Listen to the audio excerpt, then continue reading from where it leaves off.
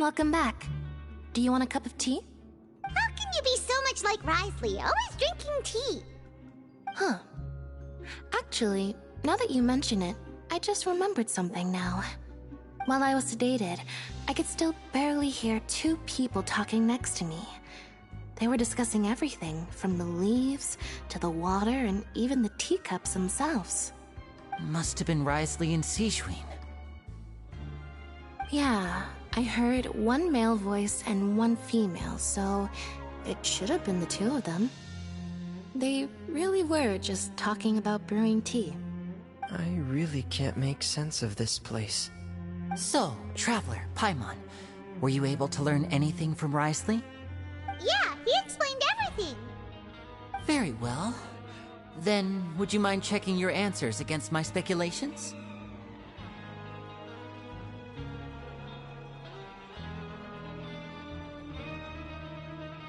Yeah, I took the time to rest, so I'm feeling a lot more relaxed now. Nobody else is around, and Miss Sijwin is also busy with something or other, so let's just talk here. All right, then I'll posit my theories. I asked myself 3 questions. Firstly, why was Fremine affected by the primordial seawater? It was because he dove into the sea. My theory is, the long-lost primordial sea is probably very close to the fortress of Meripede. Ooh, he's good. He got that right on the first try. That's our Linny. Secondly, Risley's attitude changed dramatically during the course of our stay here. He ignored us completely at first, then suddenly roadblocked us. Why? I spent quite a long time thinking about this. If he has been monitoring the Fatui since the very beginning, he probably ignored us at first because he was hoping we could find Master Child for him. What's more, the Fortress of Meripede is not part of Fontaine's court system, nor does it report to Udex Nervulet. Risley is basically the king of a no-man's land. As long as the fortress doesn't do anything about Master Child's disappearance, Father can use it to pressure the Fontaine authorities. And while the two factions are pitted against each other, Risley will be free to move between the parties of interest. If I had to guess, he probably has something that he's working on himself. It's likely related to the secret of the infirmary, but I just can't think of what it could be. You're super smart. Thanks so much. Then finally, there's the last question. If Risley does have a plan, what could it be? All I know for now is that his plan probably has something to do with the changing nature of the seawater. He's even gotten Cloran to help him out. That can't be the full extent of what he's doing. There's probably a secret passageway behind the block in the infirmary, and there's something big in the fortress that most people here never get to see. He has a bargaining chip, and it could be important enough for Father to deal with him directly. I don't have enough information, so I have no idea what his chip might be. But let me guess. You have the last piece of the puzzle.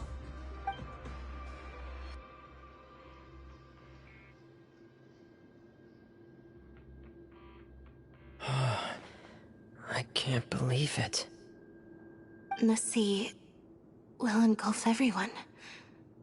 Just like the prophecy said. Could Risley have wanted to meet Father to figure out a way to deal with this crisis?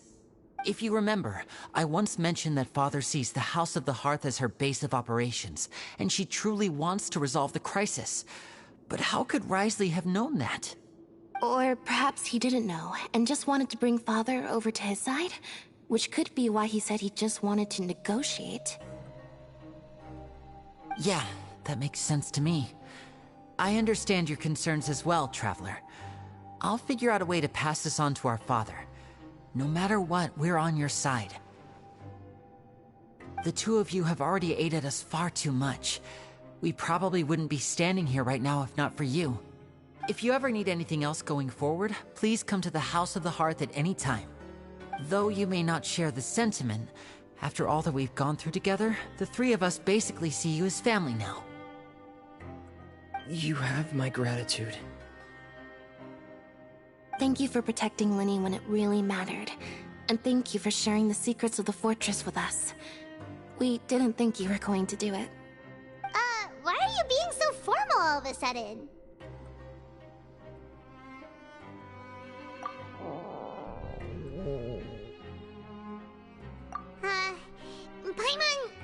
Paimon's hungry.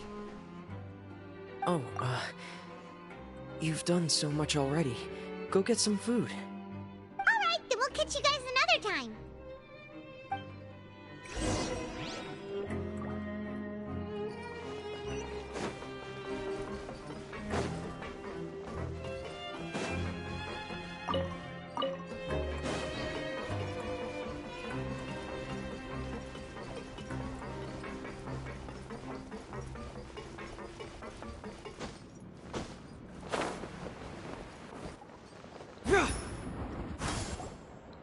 It's time for dinner.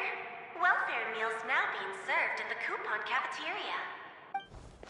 Come on, let's go pick up ours as well. Traveler and Paimon, over here. Are you here for dinner too, Miss Sijwin? And I'm taking the opportunity to prepare Miss Cloran's dinner as well. Huh. You're right. She's actually sitting in the fortress cafeteria. What would you like to eat? Yep, you can. I've already talked to our chef, Mr. Wolsey. It's all on me today, so you can get whatever you'd like.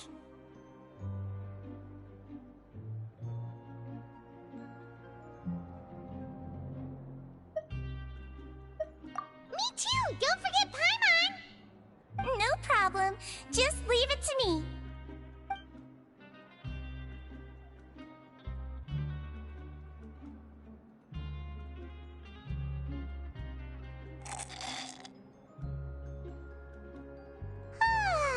So delicious.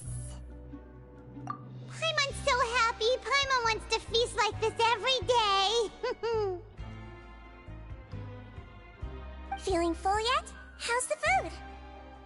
Delicious. I'm so glad to see you all so happy. Oh, see the expression on your face just now? But the muscle here just moved, which suggests that you're feeling quite relaxed at the moment. Sijwin, do you do this to help your patients or to better understand human beings? A bit of both, I suppose. I'm a Melazine, which means I'm very different from human beings. I must know what you're thinking if I want to take good care of you. You're really good at taking care of people. Even though you're so short, you still talk and act like an older sister. Really? You're reminded of an older sister? That's great to hear. Oh, and what did you mean back in Risley's office? When you said that you were protecting Linny and his siblings as well? Oh, that. I just asked His Grace to look out for those children, especially that diver boy. I was getting a bit worried after hearing that something was wrong with the water. Thankfully, Cloran is very strong and managed to save him in the nick of time. His Grace also sealed the pipes after Cloran left, to make sure that Linny wouldn't impulsively chase after his brother. Although the path was blocked, we still stationed some guards there to stop anyone from approaching. They were instructed to only open the door once Miss Cloran had returned. Oh, and I was keeping an eye on Mr. Linney as well. We had to press him, but we couldn't allow him to be in any real danger. You were all super considerate and really thought everything through. It's just what we do down here at the fortress.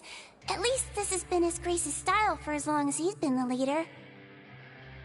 Oh, I really wish Monsieur Nervuli would come down here more often too. I feel like he'd like it here, with all the darkness and chaos.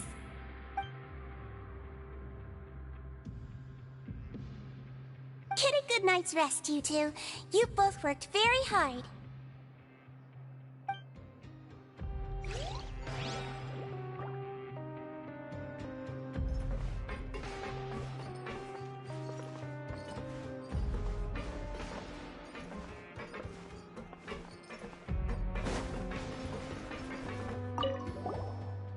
Clorinde! Ah, it's you two. How's dinner? It's all right. Miss Sigewinne really put in a lot of effort. So we heard that Brisley invited you to come down to help, and you saved Fremonade too! You sure work super fast! Oh, it was child's play. Still, Paimon didn't know even champion duelists could take on side jobs. Oh, and why aren't you eating with Sigewinne and the Duke? Won't you get bored eating by yourself? Miss Sigewinne was with you, and the Duke has business of his own. Actually, didn't Navia say that you went out for dinner with her as well? Yeah. First time in a long time. First time in a long time? So you mean you've gone out to dinner with her in the past? In the past, yes. You seem to be enjoying yourselves here.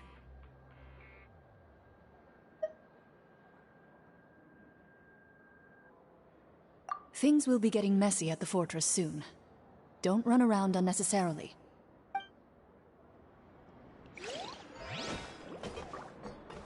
Grab yourself a welcome.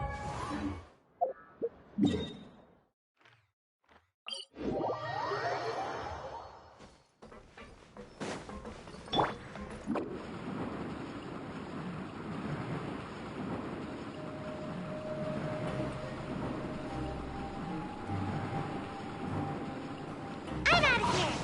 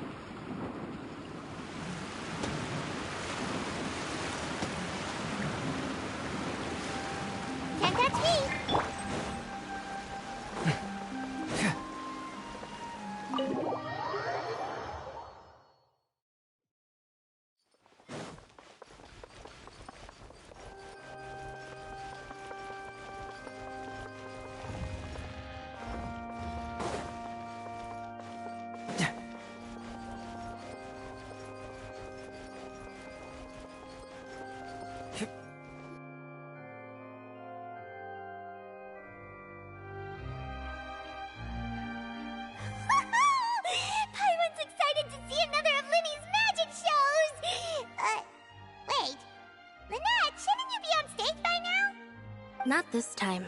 My brother's going solo today. So, I'll be watching with you. Good evening, ladies and gentlemen. I hope everybody's ready because the show is about to begin. The great magician Linny has prepared a spectacular show for us all tonight, concluding with an all-new grand finale that no audience has ever seen before. Wow! A new trick! Thank you all so much for coming. Now, prepare to join me on a journey through the mystical and miraculous.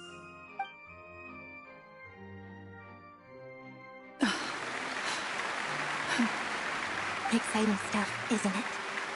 Yes, it's just... It reminds me of him. No wonder. Caesar was a famous magician too. So, how did you two first meet, Gemma? Well, children love magic because they're willing to believe in things that can't be rationally explained. Caesar had this amazing way of bringing them into a dreamlike world. And somehow, I felt drawn to him too. So I went up and asked him to do a trick for me. Aw, that sounds so romantic. What trick did he do? It was with a flower. He took it in his hand, snapped his fingers, and it magically appeared on my head. I was so happy that day. No one had ever given me a flower before that. Oh, that's so cute! Actually, now that you mention it, Linny's done that one before. Is that right? Then I suppose he's a romantic at heart, just like Caesar. So let's treasure the time we have with him. After all, you never know when the people dearest to you might be gone. That's right. It's all over now. Paimon doesn't really know how to comfort you, but at the very least, no one's gonna be intimidating you from now on. You can breathe easy at last, right? Right. Yes, you can breathe easy now, Phantom Weasel. See? Even Lynette says... Wait, what? The Phantom Weasel? Lorenzo escaped? Where is he? What do you mean, Phantom Weasel? As Linny once said, a performer's job is to commit fully to their role and put on a flawless performance for their audience.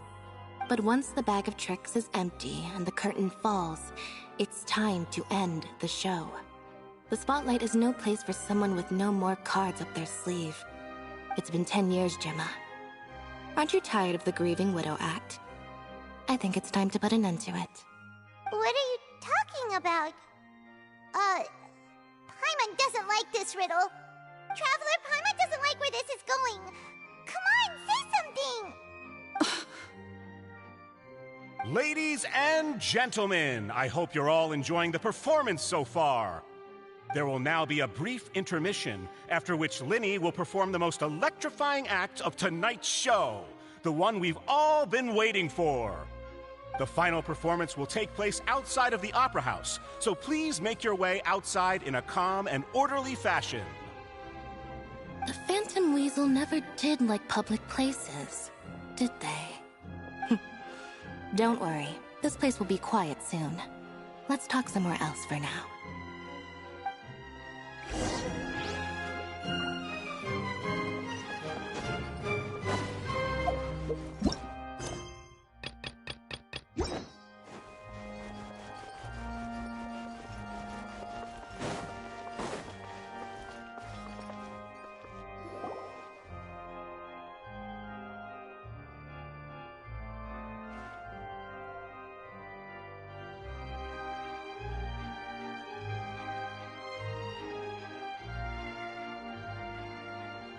Dear me, this is awkward, isn't it? And unfortunately, I'm all out of gadgets, so I'm afraid I can't do any tricks to liven up the mood. This is a big mistake for a magician to make, but thankfully, I do have a backup plan. Now, who wants to hear a story? Linny, don't we have more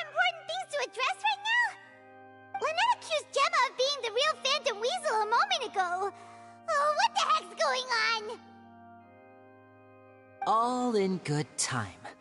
Magicians are good at guessing what people are thinking. I know the questions you want to ask.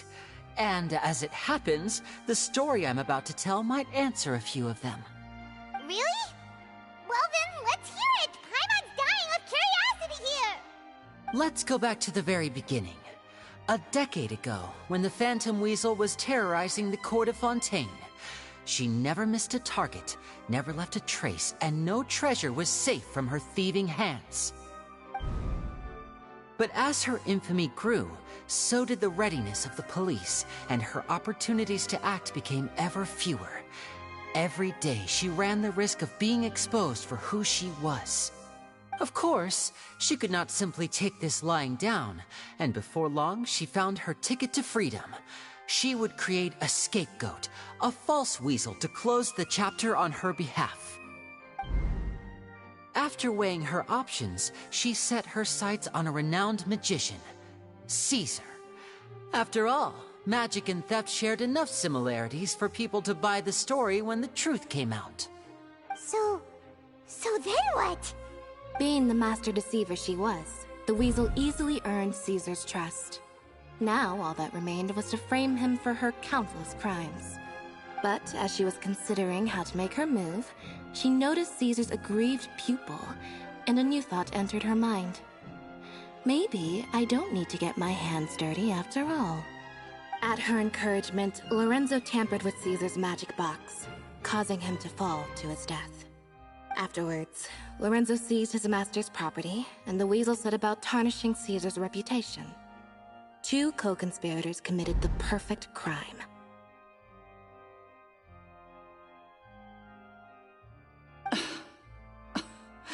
I've got to hand it to you. You're both exceptional storytellers. It's enough to make even me wonder whether there was really another mastermind behind all this, pulling the strings. But I just have one question. You seem to think that I am the villain in this tale. What's brought this on, Linny? Is it something that Lorenzo said? Don't worry, Lorenzo said nothing at all. But I never believed that he was the weasel, and in fact, my investigation only made me more certain of that. He was too forthcoming with his confession, as if there was something else he was trying to hide.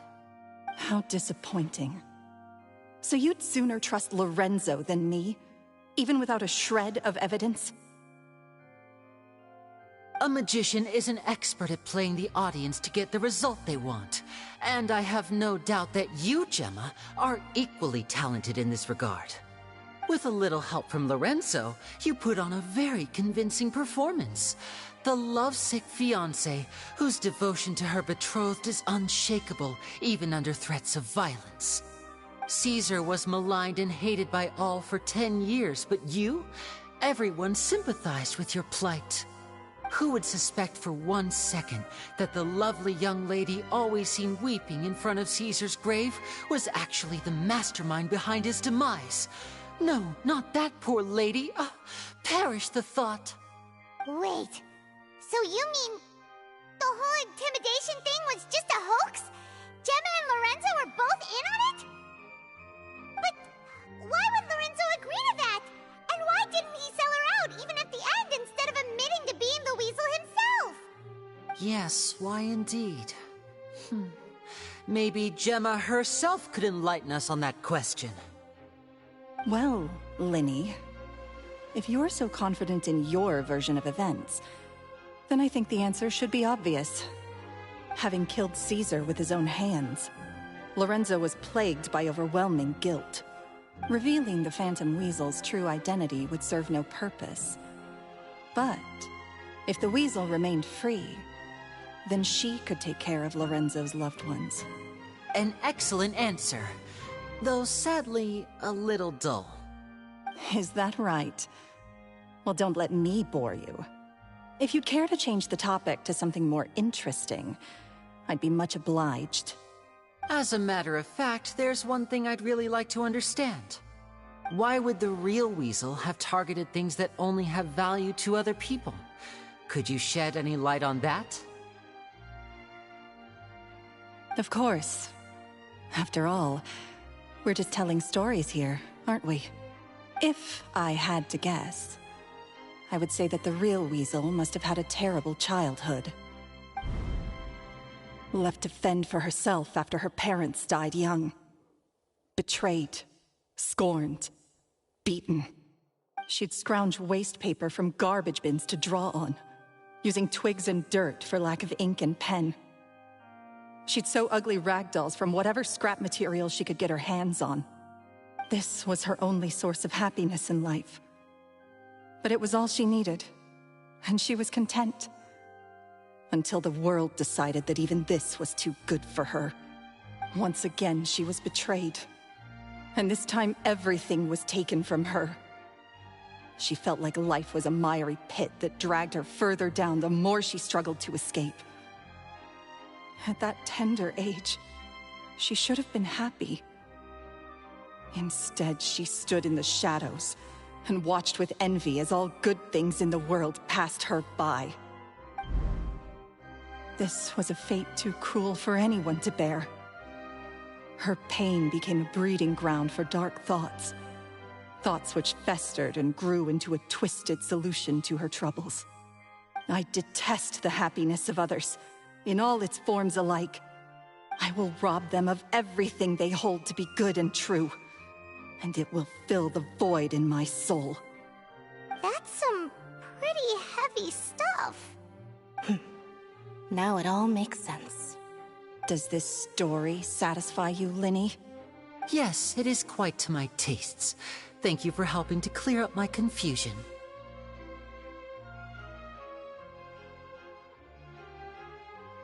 Huh. That's right!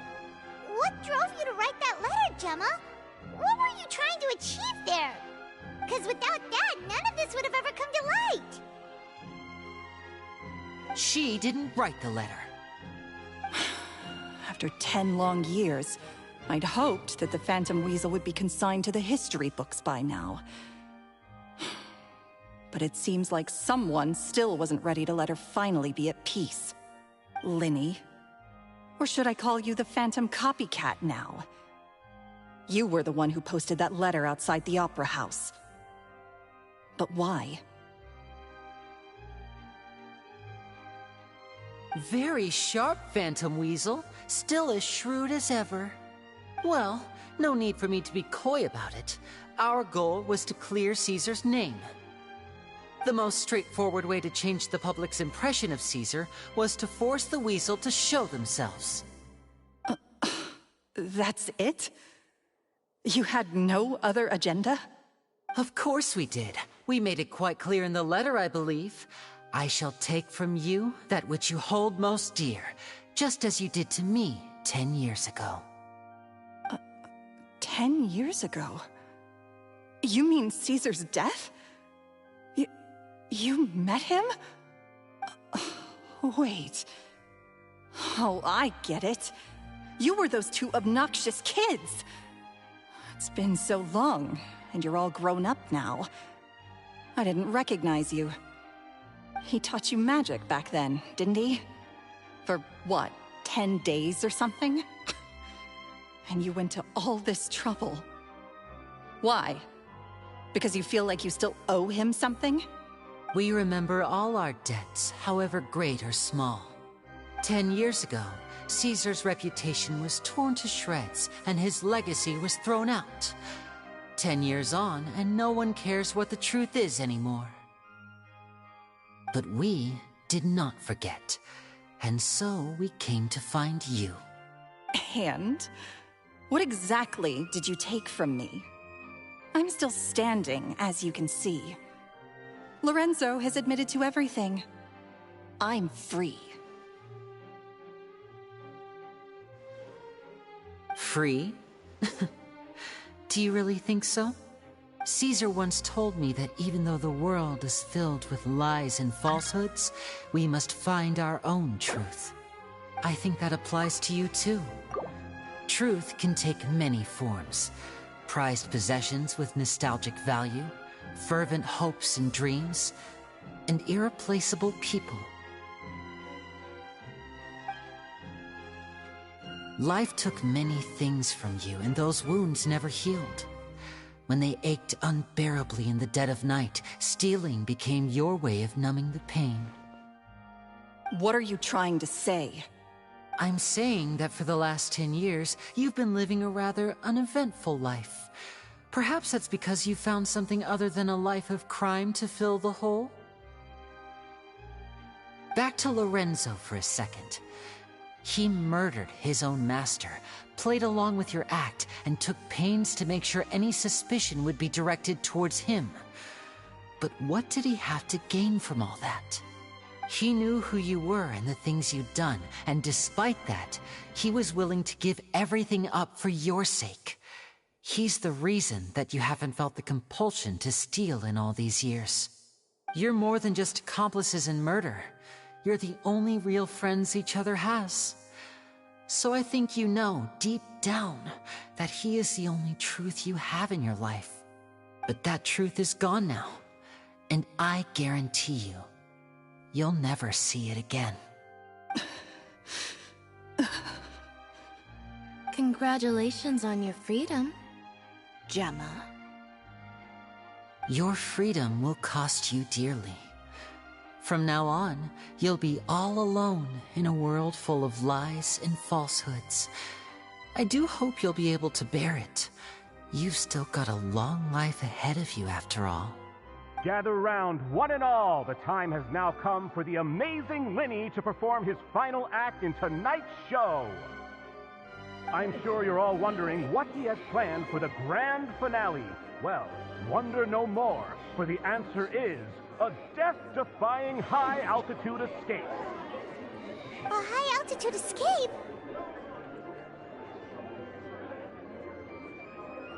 I'm sure you all remember the magician Caesar. This was the very trick that led to his fatal fall, after which he was dubbed the Phantom Weasel. So we have now learned that Caesar was wrongly accused, and that the real Weasel has now confessed to their crimes. Guess that's my cue to leave. Whew. I've been practicing this one for ages now, but I'm still a little nervous. Traveler, Paimon, I hope you enjoy the rest of the show. There may be a lot of people watching tonight, but you alone are my... Lenny, wait. You two hid a lot from Caesar.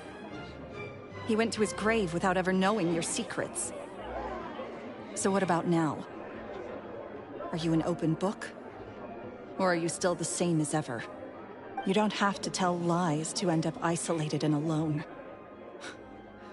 One day, you'll end up exactly where I am today. Maybe then you'll... You're wrong. I'm nothing like you.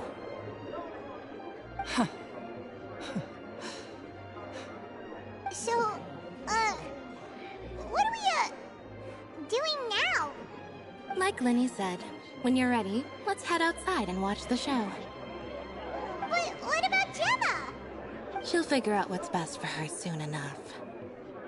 Oh, and if you'd like to see Linny after the show, you know where he'll be. The usual haunt. All right. Well, let's go and watch Lenny's finale then. This trick's a pretty dangerous one, but he should be able to pull it off, right?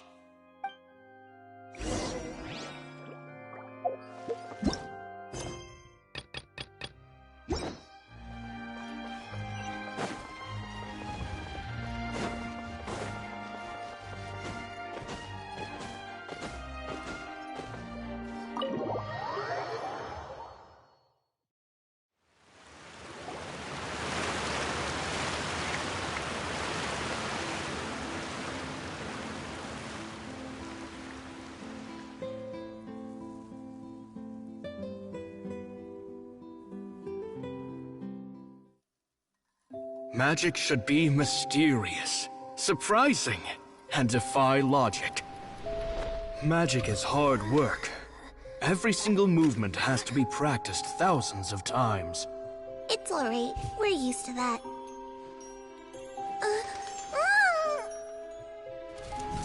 We're sorry. You've taught us so much, but we can't tell you the whole truth. It's okay. Do you still remember what I told you? This world is full of lies and falsehoods. I only hope that one day, you can find your own truth. What about you? Have you found your truth? Magic is my truth. I want to perform a magic trick so great that people will always think of me when they talk about it. For a magician, what greater honor could there be? Look! Behold! Linny is sealed inside the box. Will he manage to escape? 10 years ago, Caesar attempted this very trick, and it was at this precise moment that...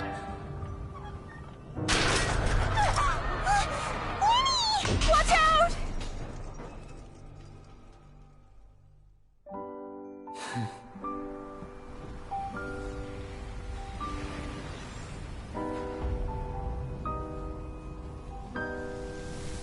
Mysterious. Surprising. And logic-defying. Isn't that right? This honor belongs to you, Caesar.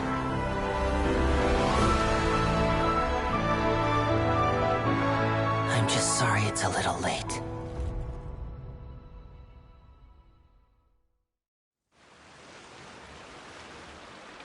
Did you see that? 1 minute he was falling, and the next, he turned into flowers. How could he possibly have done that? How mysterious. I didn't blink once. He just vanished, right in front of my eyes. What a heart-stopping magic show. This was really worth the trip. Caesar's name has finally been cleared, and Fontaine's new star magician Linny has fulfilled a wish on his behalf. Oh, I couldn't ask for a better grand finale. It will make a great headline for the Steambird tomorrow, even if I do say so myself. Looks like everyone really loved Linny's grand finale. Paimon doesn't see Linny anywhere. Where'd he go? Oh, Lynette said he'd be waiting for us at the usual hunt. But, where is that? Oh, you mean the one where Caesar's buried? Yeah, that's probably it. This whole magic show kinda seemed like Linny's way of saying goodbye to Caesar.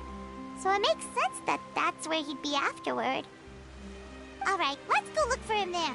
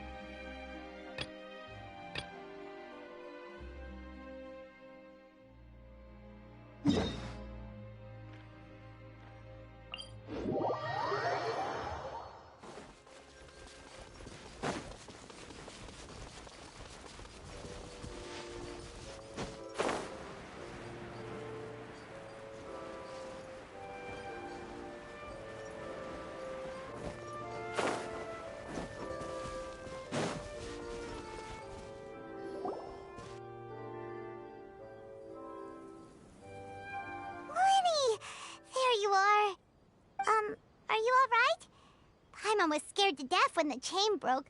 Paimon was sure something had gone horribly wrong. Magic is a performance art. A magician has to get creative to keep the audience on tenterhooks. That's our job. So I tweaked Caesar's original setup a little to keep it fresh. I was honestly a little nervous during the live performance.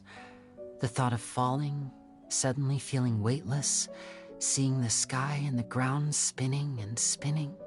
Sometimes, I can't help but wonder what Caesar thought in those final moments. Did he regret taking Gemma and Lorenzo on?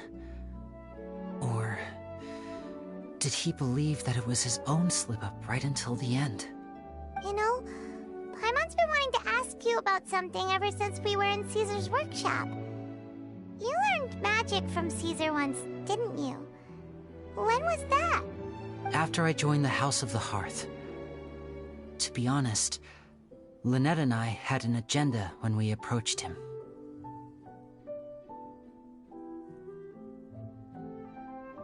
told you about my past before, remember? As a young boy, I survived by secretly learning magic from street performers. I'd watch their tricks and try to figure out how they were done. But I quickly realized that observation alone could only get me so far.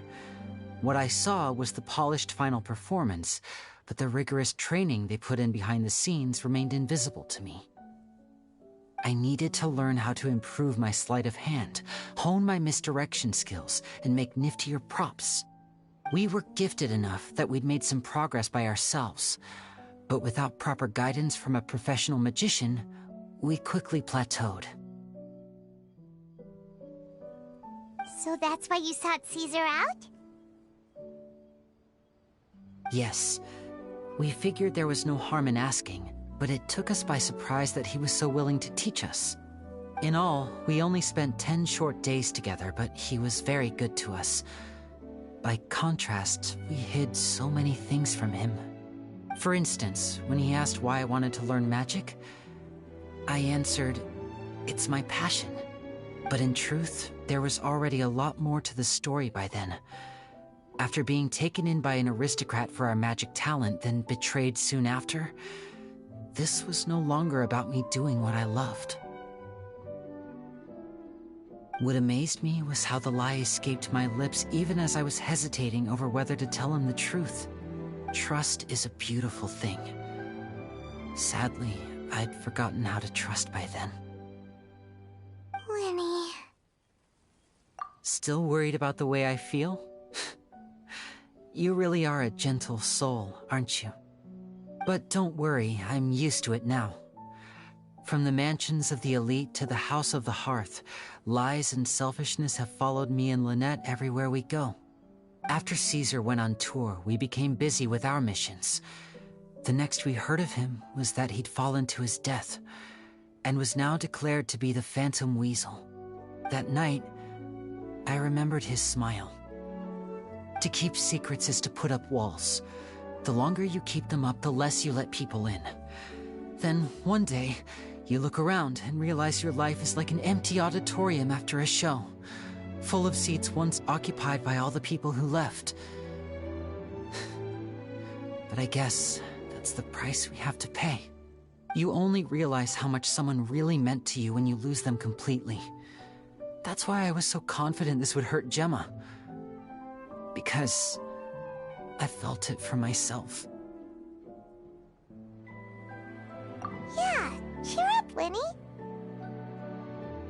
We've had to say our fair share of goodbyes during our journey, too. But whatever happens, Paimon always believes in what tomorrow brings. Delicious food, fun toys, and the traveler by my side. Paimon just needs to focus on things like this, and all the unhappy stuff goes right out the window. You know, Traveler, doesn't that kinda make you Paimon's truth? Exactly. It's the same for me and Lynette. We are the truest thing each other has in the world, and nothing can replace that. Life has taken plenty from us, like it did from Gemma. But at least it left us with each other. That's what gave us the strength to get through the darkest days. That's why the darkness never consumed me, and why it never will. Maybe we live in the shadows too, but we remember every precious ray of light that shines through. All right, time to lighten this conversation up a little. What did you think of the show tonight? It was amazing! Paimon just wishes we hadn't been so distracted with the Gemma situation. We spent most of our time in the Opera House just talking and pretty much missed the entire first half of the show. Lenny, could you do just one more trick for us? Whoa, that's a bit of a tall order, I'm afraid. The show's just finished, so my sleeves are decidedly card-free right now. Aw, come on! Surely you can think of something.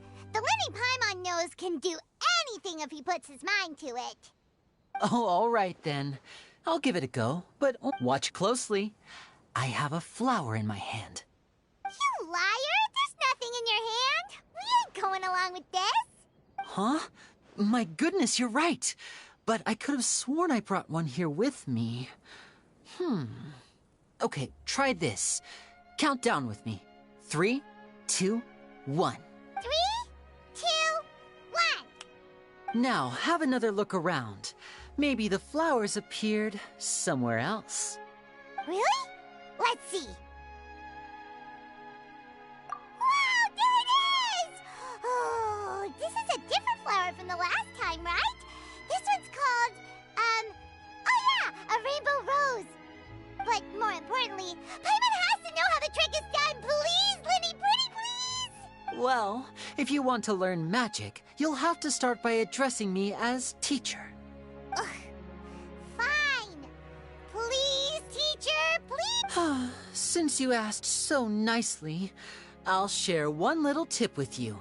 Namely, the student of magic cannot solely rely on others being prepared to reveal their secrets.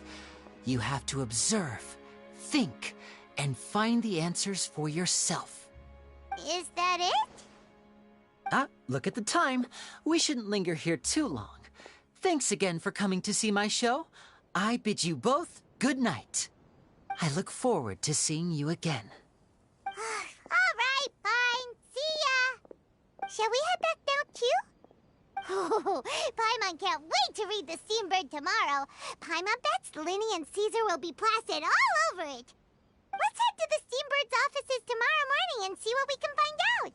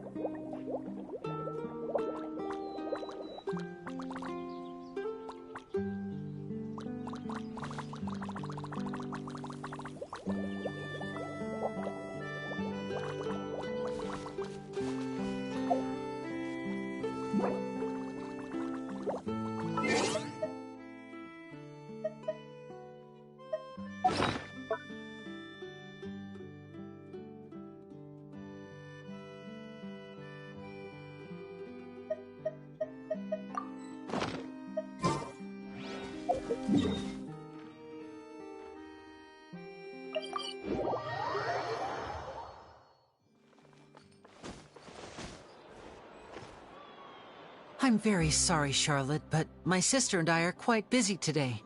I'm afraid we'll have to decline this interview. Oh, please, Linny, I'll only take a moment of your time, if you would be so kind. Huh? What's happening here? I spent all night writing my piece about the Phantom Weasel, and it was going to go to print this morning. But just as dawn broke, I suddenly received news that Caesar's fiancée, Gemma, had contacted the guards and confessed to having been the real Phantom Weasel all along. That was quick. Too late, bro. That was quick, you say? It sounds like I've got some catching up to do. Please, fill me in. Whoops. Aha! My instincts did not lead me astray. You do have something to hide. Gemma turning herself in must have something to do with Linny's performance last night. Maybe watching my high-altitude escape trick reminded her of a better time with Caesar, and she could no longer ignore the voice of her conscience. Huh. Okay, then. Wait, no, there must be more to it. If that's all it took for her to have a change of heart, how did it take her 10 whole years? Well... Oh, I remember now! You and Gemma were nowhere to be found after the show. What happened between you? Quickfire question! Where did you all go after the show? Oh, we went to the cemetery and Linny did a private magic trick just for us. Actually, glad you mentioned it, because that reminds Paimon, guess what? Linny started using rainbow roses in his tricks! What? I don't recall ever having received a rainbow rose from you myself. Is this supposed to mean that they're more important to you than your own sister? No, I just, What now? Oh, did Paimon say something wrong again? This is getting pretty awkward. What do we do, Traveler? Seems like this interview wasn't meant to be. Well, never mind. There's always next time. Forgive my persistence, but when there's explosive news waiting to be found, I can't turn away. The news about Gemma has already made waves, and I'll stop at nothing to get to the bottom of it all. Apparently, one of the things she said to the guards was that her final wish is to see Lorenzo one last time. There's clearly a web of complicated relationships there. Can't blame me for being curious. All right, I guess I'll leave you to continue the rest of your conversation in peace. Bye for now.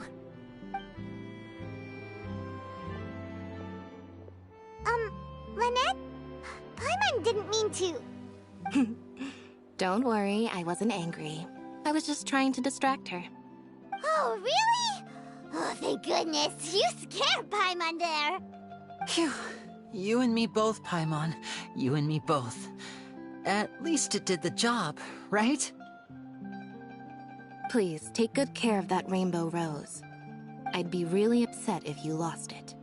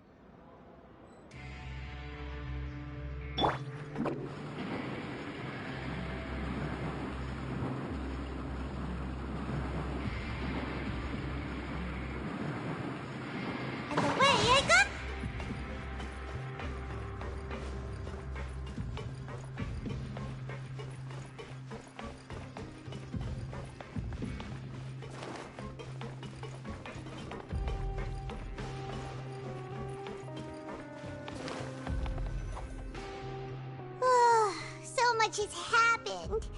Paimon just feels absolutely exhausted now that she's finally relaxed. Paimon's super sleepy. Are you sleepy too?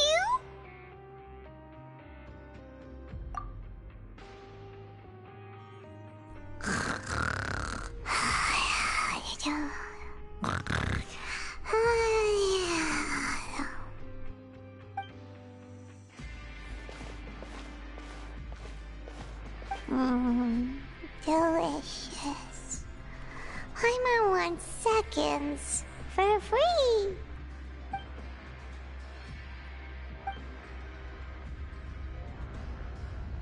Out of my way! Get out of my way!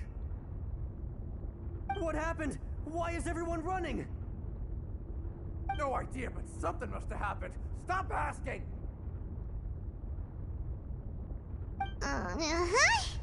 Who's yelling? Paimon still wants to sleep.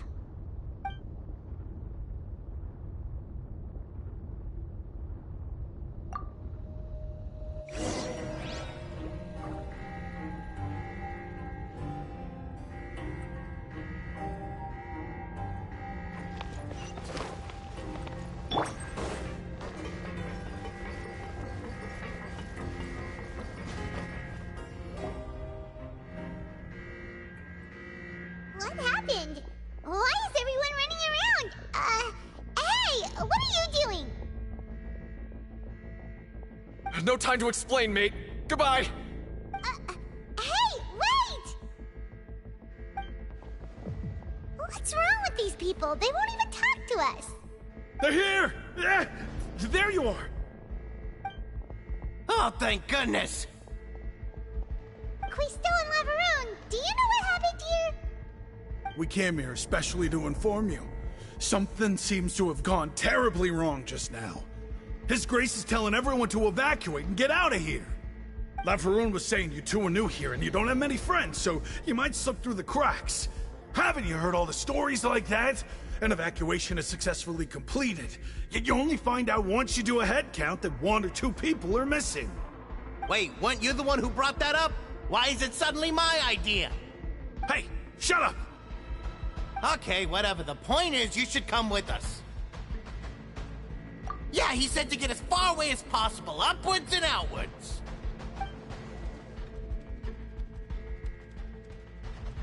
Oh no, it can't be that thing!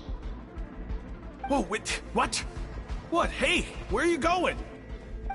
We have to go find the Duke! You two just go and get out! Go on without us! Hey, hey! Be careful! Attention! Please evacuate upwards and outwards, upwards and outwards. If you're already at the topmost layer, then try to move as far outwards as possible.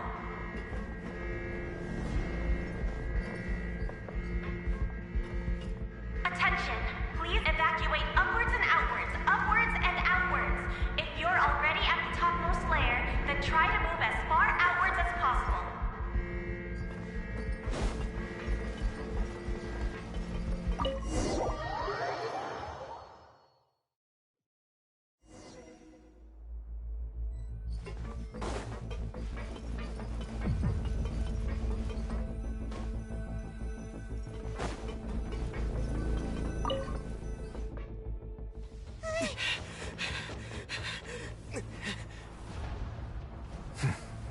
They're here. Just like I said. We have it! Huh.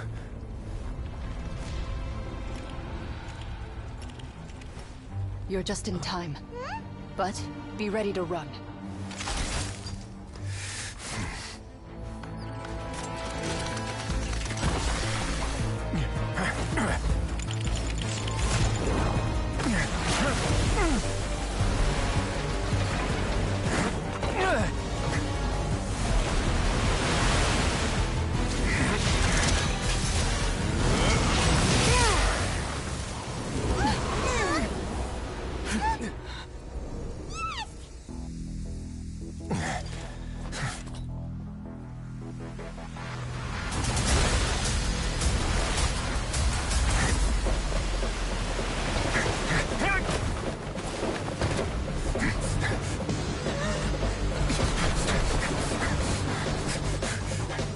Three, 2, 1.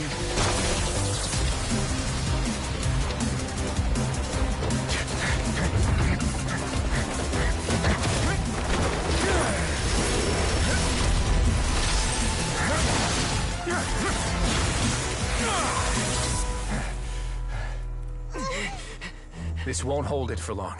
Find Neuvillette. Tell him the defenses are about to collapse. Then what will happen to you? Until he arrives, we're the last line of defense.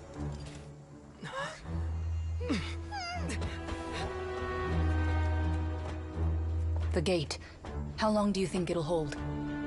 That depends on us.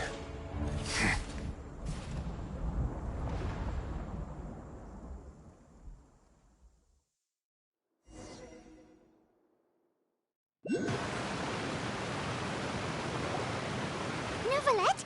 Why are you here? Traveler, I need you to head to the Opera House immediately. Farina will soon be meeting with the knave there. You must protect Farina, and make sure she doesn't spend too much time alone with her. Will do. You have my sincerest gratitude.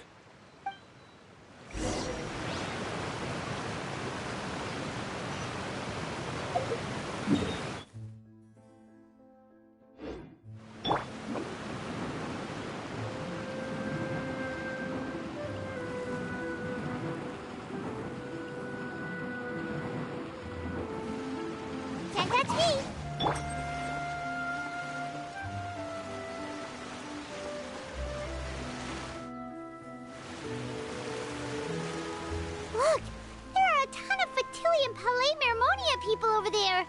the Navy. Are you two the Traveler in Paimon? Monsieur Nervalet has left instructions. Please follow me. Though I'm sure he's already explained, this should be a mostly cordial conversation, unlikely to give rise to violence. But it would be most appreciated if you could protect Lady Farina to the best of your abilities.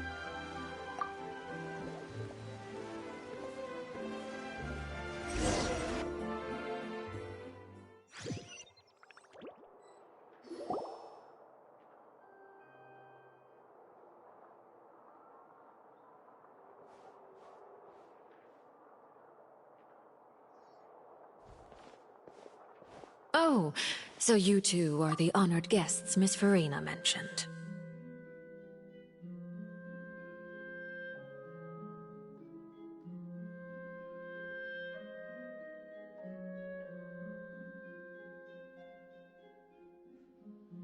Of course, of course! How could they not attend a meeting such as this? I must always have 2 or more guests at my dessert table. Otherwise, the occasion would be too lonely and unbecoming of my station. It is my pleasure to make your acquaintance, traveler. I have heard much of your accomplishments. I am the Knave, one of the 11 Fatui Harbingers.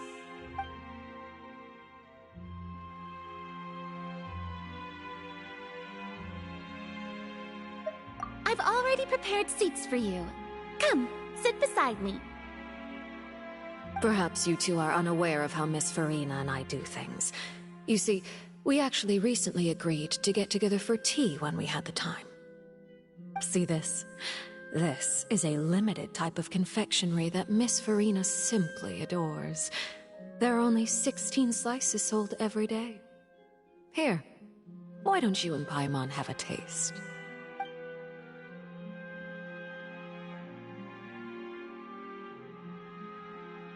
Traveler, what do you think of this cake?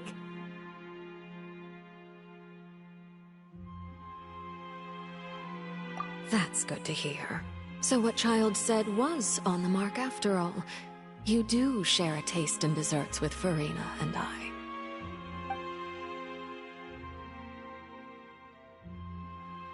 I wonder how he's doing nowadays. You must have heard, right? He's suddenly gone missing. I'm really worried about his safety, you know. Here's to hoping that he's an excellent swimmer. Since we're talking about him, I feel like I should add something. His martial prowess really looked certainly pretty impressive, yeah.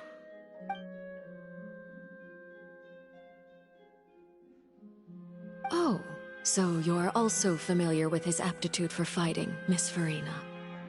Oh, right. I almost forgot. Child was subdued by Eudex Neuvillette right in front of you. Against ordinary people, my colleague would never be on the back foot. But alas, he just never imagined he'd run into such a person. I must express my admiration for Monsieur Neuvillette. Coming from you, that's not surprising at all. But I thought you would be happier to hear the news. Of course, but it's still a bit of a shame. You see, I would have been far happier had I received this news somewhat earlier. As you well know, a long time has passed since Child disappeared. Well, in any case, there's no need to worry. We know for sure that Child is still alive. Oh, and just how do you know that? Because we found evidence that proved he left the Fortress of Mirapede. And where did he go after leaving the fortress? Well... The Fortress of Mirapede lies deep beneath the waves. Unless he pranced right out of the main gate, he must have had to swim for it. Do you have any proof that he surfaced safely?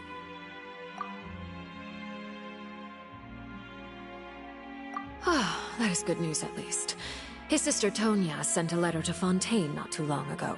Since he was unfortunately unavailable, I picked it up on his behalf. Do you have any idea how he usually writes back to his family?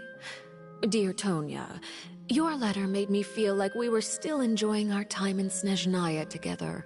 I'm currently admiring the scenery on the streets in front of the opera house. Is it something like that?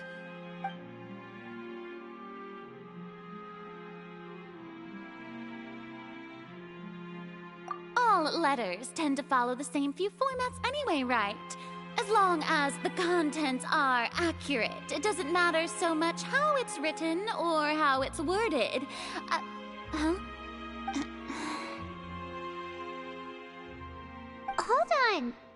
The water in the teacup is shaking. I suppose this is also a sign of things to come, Miss Farina.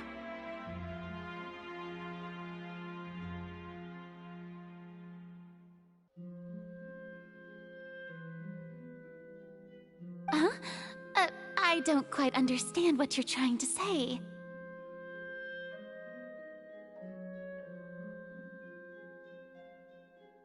Have we entered into the next stage of the prophecy?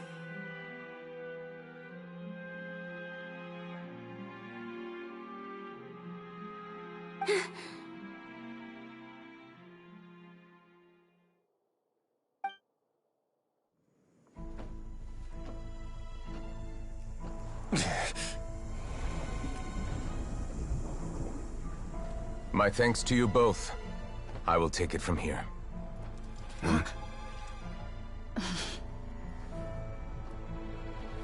Sure you don't need a hand? Quite sure. Wow. So, what's your secret, huh? Let me guess. Nah, who knows? Maybe it's just your sense of responsibility. Sounds about right.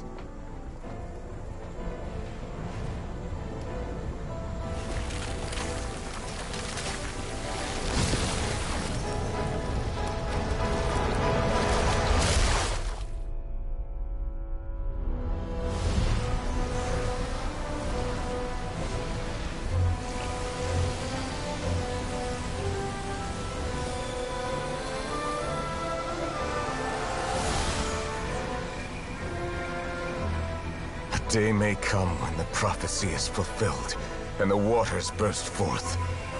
But it is not this day! This ancient power could easily obliterate an entire race.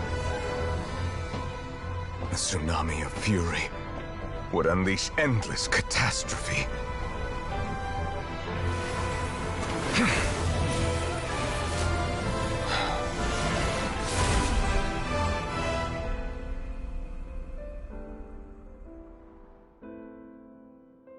This sentence is too severe. Forgive me for overruling it.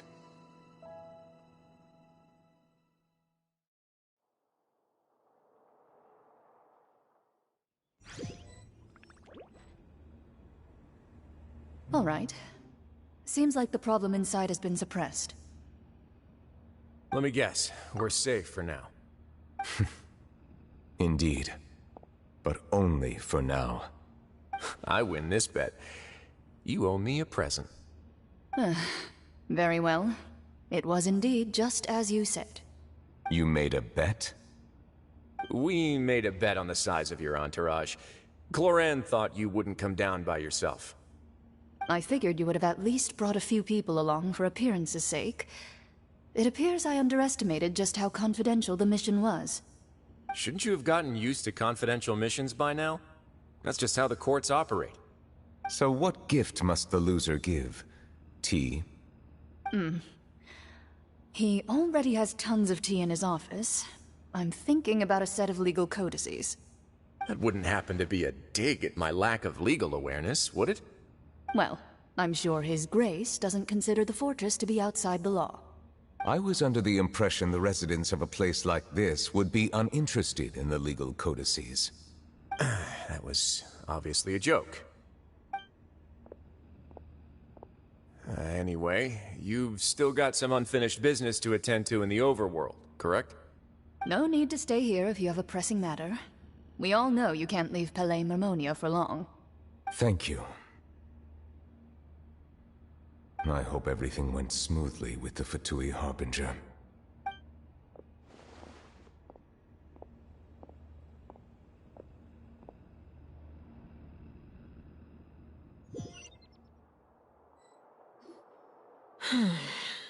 I must say, we've spent long enough playing house. Miss Farina, as the Hydro Archon, I am sure you understand the exact meaning of the phenomenon we just witnessed. Or should I say, that's what I originally thought. But looking at your expression, was I wrong? And you haven't a clue? What are you trying to say? At this point, I don't think there's any more need to speak as diplomatic representatives. Allow me to speak to you now as just a Fontainian. You know the prophecy by heart, and also that every part of it is being proven true.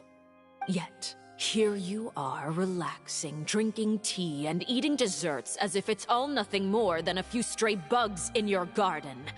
Do you really think that's acceptable? The prophecy's hanging above our necks like a guillotine. Every faction is looking for a way to either avert the disaster or save their own. Even the orphans of the House of the Hearth have devoted everything to saving their homeland. But you? It beggars belief just how nonchalant and carefree you have been. From the very beginning, you, the god Focalor, you have utterly failed to take action. You're wrong. I've never ignored the prophecy, nor have I just been passing the time in self-indulgence. Retract your accusation and stop doubting the wisdom of the gods with such absurd conjectures! I am not alone in my doubts, you know. All the children of Fontaine may be harboring the exact same thoughts right now. Oh, great Hydro Archon. How are you going to save them? Save us? How are the people you've sworn to protect supposed to survive in a land that will soon disappear beneath the waves? I have my ways, and I've been working on them for all this time. Even if you look down upon me, you have no right to judge me. Fontaine will be saved. Even if I still cannot see the true future right now, as long as I continue on as I am, I will be able to hold my head up high!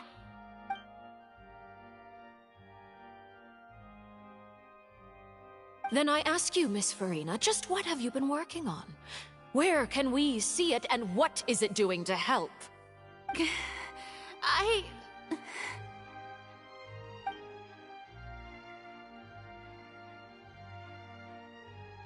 My machinations are just like the prophecy itself.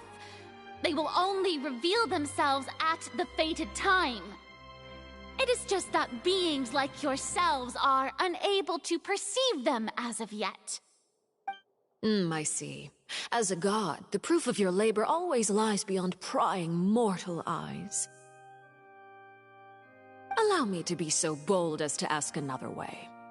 Would it be possible for you to tell us the parts of your plan that are not confidential?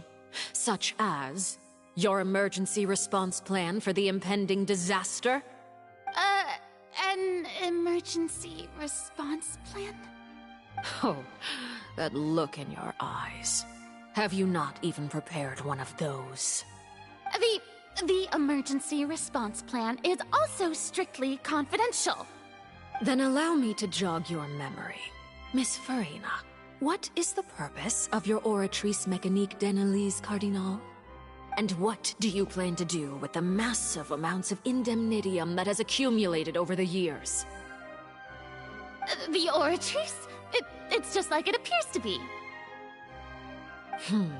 So you also have no idea. If I'm not mistaken, someone's using it to prepare for something. But unfortunately, it would seem that someone is not you, Miss Farina. I first caught wind of this when Linny tried to investigate the Oratrice in the Opera House. You see, Even just getting close to the core contaminated him with an extremely large amount of indemnitium. But even if that had nothing to do with you, then what could you possibly be working on, oh great Hydro Archon? Oh, right. I almost forgot. Udex Neuvillette is not at the tea party with us today. Miss Farina, I suppose you must have ordered him away to take care of some troublesome business. Yeah, yes, that's exactly right. Please keep it a secret for me. Of course I will. Although, I must say, Miss Farina, you seem quite insecure without the Udex by your side. Oh, very well. Let's stop that conversation here. There are still a few slices of cake left, so please, help yourselves, everyone.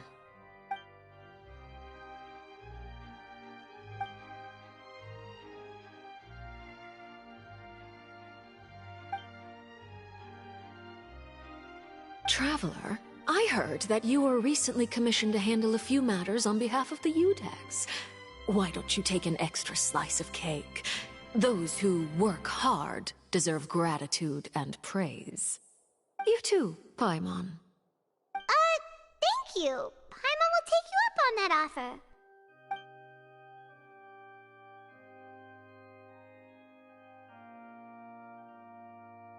Oh, Paimon's super full. That cake was great.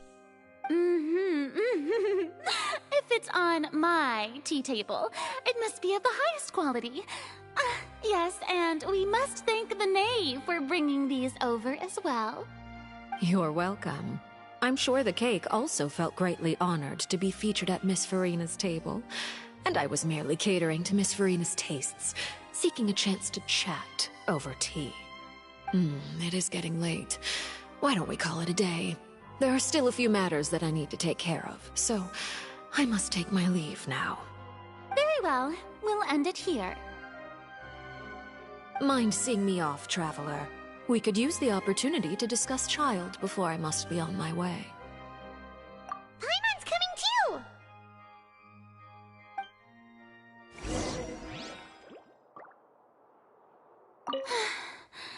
The tea party turned out to be even more difficult than I'd imagined. Why are you looking at me like that? Is something the matter? If there's nothing urgent, then I shall be retiring for now.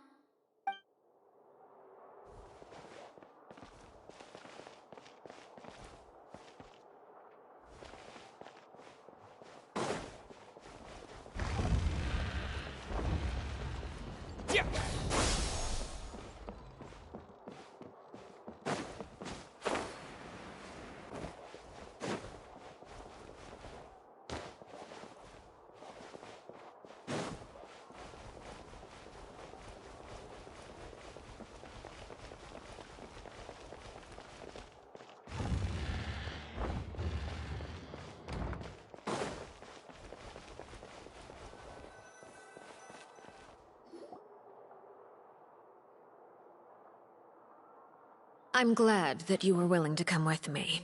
Of course, Child was just an excuse. I have no interest in your dealings with him. That's what Paimon thought. You lent your aid to the children of the House of the Hearth. As their father, I would like to express my gratitude.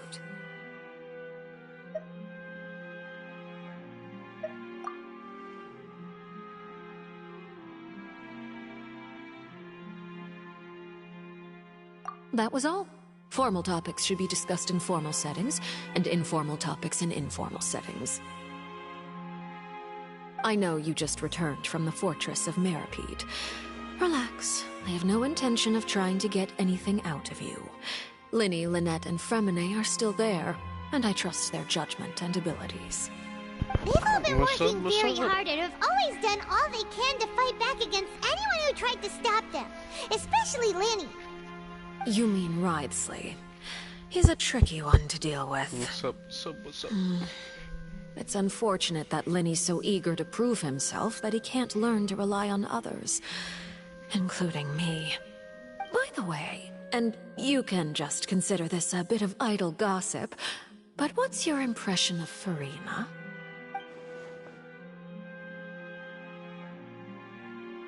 You are outside of our disputes, and the freest person in all of Fontaine, able to move around most easily. Pretty long quest. Allow me to share my It has a perspective good with story. And Man, I that's have a everything lot. that happened during the trial.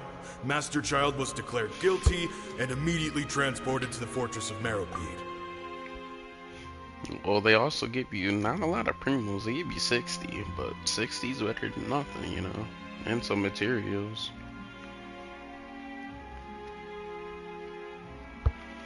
Honestly, I think they should make these Archon quests worth 200 primos. To be honest with you, 200 is fair. Because, yeah, it's a long story. It's pushing, also helps motivate you to get through the story. I'm still motivated regardless because, you know, it's a new story, new things. Yeah, plus 20 pulls. Yeah, exactly. Or, like, give you 10 wishes for doing the Archon quest, you know, main story, like, wish. Motivate people. I don't need the motivation because, you know, I enjoy the story, but, like, you know, just to give them to push through the story. Didn't he say he was coming here on vacation? But it should be, Does he you not know, feel give him an more ounce of chances to shame for all wish. the trouble he has caused?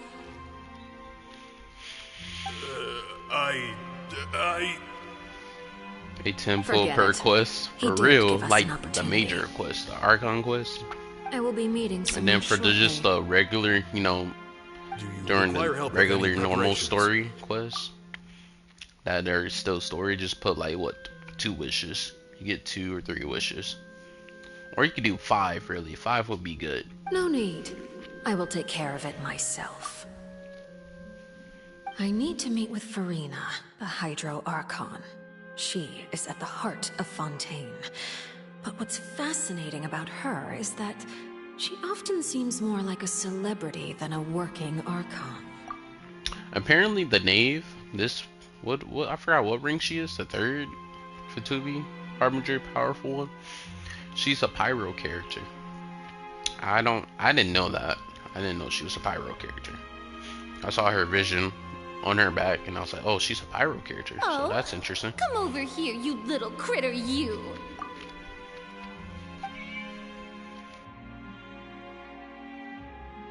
You dare to run from me? Stop right this instant! My goal is just to discover the location of the Gnosis. But I didn't expect the chance to approach Farina to be handed to me on a silver platter.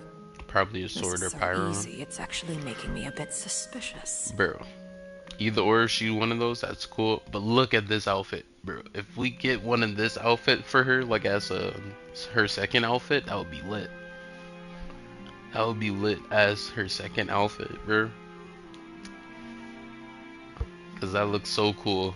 If we could get that as her 2nd drip market for real, honestly, they should have a drip store. For characters, man, come on, man. You know how much money they could be making even more? Crazy. Anything left unguarded is usually just bait. But no one will blame someone for taking the bait. After all, from the moment it was attached to the hook, the bait is meant to be sacrificed. It's just as I guessed in the second before I struck. The Hydronosis is not currently held by the Archon. In fact, this Archon doesn't seem like a god at all. And I sense that she's under some kind of curse. Who are you? And what are you trying to do? Please don't kill me. I'm begging you, please. The fear in her pupils is genuine, so perhaps she's not bait after all. Either way, targeting her Does has no lost all relate. meaning. Get it? Goes to get what? Drip?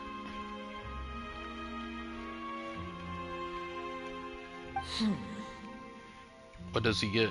Or does he? I'm trying to figure out. I left the scene with ease. Nobody came looking for me, and nobody could serve as a witness to my near Gnosis, assassination of Focalor. we don't know yet. We're still I trying to figure out. even Farina dares not mention this incident Farina to definitely anyone. doesn't happen. We could just tell that off, that she really doesn't. And is about to say it. Not long after, my informants confirmed what I had guessed. After returning to her quarters, I think he Farina does too. quietly cried alone.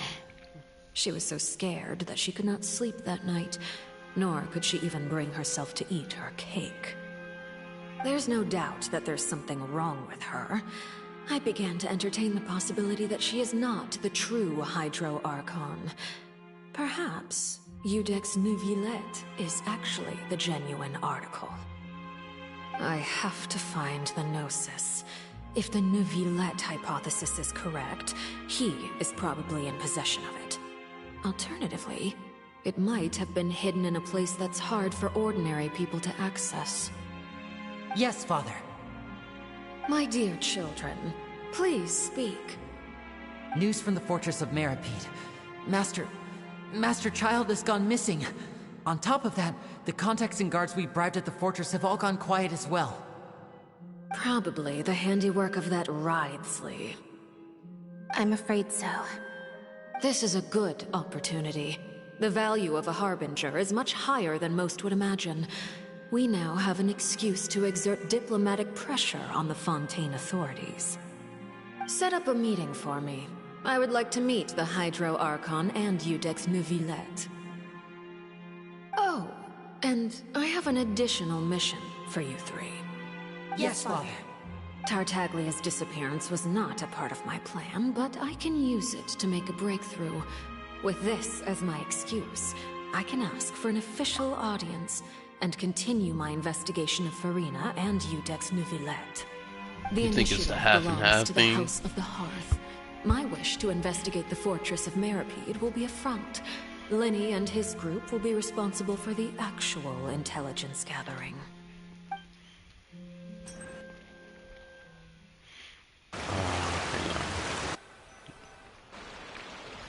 You should know the rest. Lenny's group is quite close to you, so they wouldn't have hidden anything from you. Alright, because another thing too is like over here where we're at boss area, the skating one, there's 3 main chairs, and people are theorizing, well, some of them, not all, are theorizing that Lady Farina, she has like either 3 different personalities, or is it just 3 different individuals? I'm saying personalities because we got the one that we know now, and then we got to figure out who's the in the court, the lamp thing. It's not a lamp, I forgot what it's called. There's a personality in that, and then you got the one where you can just hear Lady Farina cry in the open over here by the water, the fountain, if you just stand there for a certain time.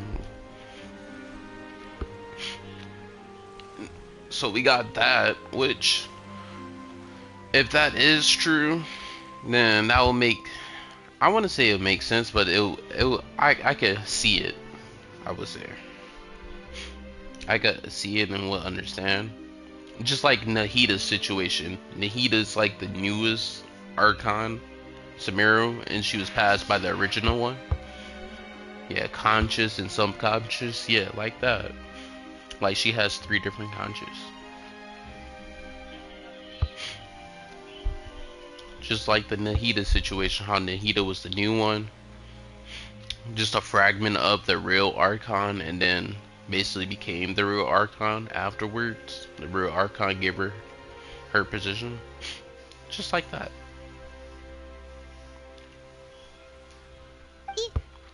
You attacked the Hydro Archon? It wouldn't mean anything, even if you shouted it from the rooftops. After all, even Farina herself is still pretending that nothing of that sort ever happened. Alright then. I've now had 2 chances to enjoy tea with Farina. I have to say, the leadership of Fontaine is even more inscrutable than I had imagined. I once surmised that Iudex Neuvillette must be the Hydro Archon, but now, that doesn't seem right to me either. I am a servant of Her Majesty the Tsaritsa. Over my years of service, I've learned how a real Archon conducts and carries themselves. Whether Eudex Neuvillette or Farina, neither fits the bill. It's hard to imagine either of them as the Archon. Of course, that is all just how I feel. Gut feelings often do not require justification.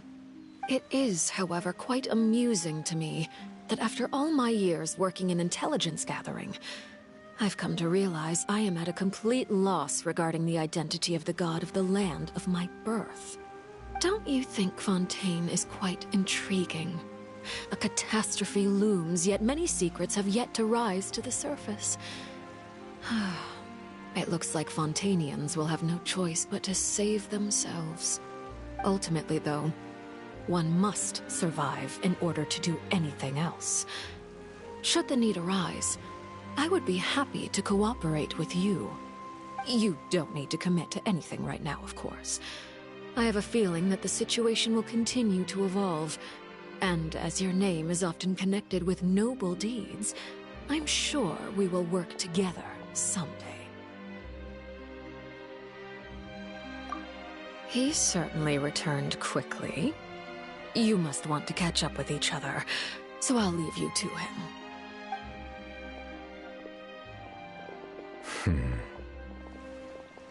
Neuvillette, is it over? For now, yes. But this issue will prove quite thorny in the long term. I'm concerned that sooner or later the prophesized events will occur. Thank you for protecting Farina. To put it simply, I used my power to force back the primordial sea and reseal the sluice gate.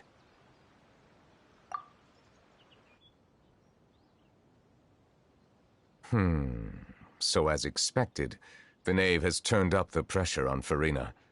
She's trying to feel her out, though I'm still unsure as to her motives. Permission granted.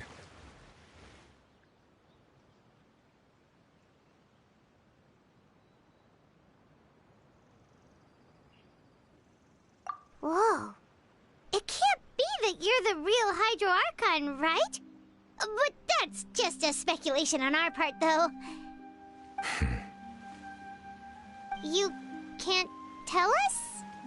Then that's okay. We can talk about something else. We won't try to force you.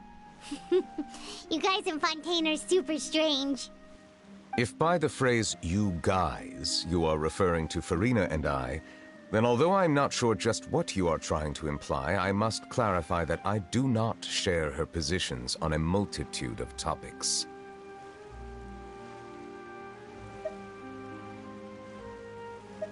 I believe so. The fortress has a long and complex history. It has seen much grief and suffering. And now, another catastrophe will soon be upon us. I mourn this turn of events. Huh? Why is it raining all of a sudden?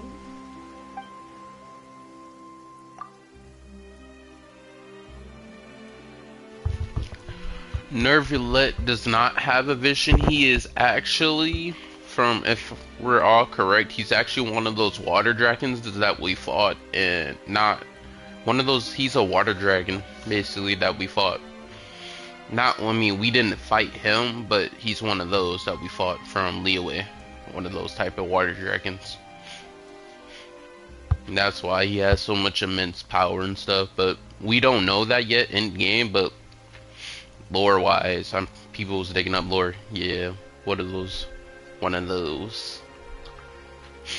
So I've been looking at multiple videos and people saying like he could be a water dragon. One of those water dragons. I'm pretty sure he is one of the water dragons from what they've dug up and found.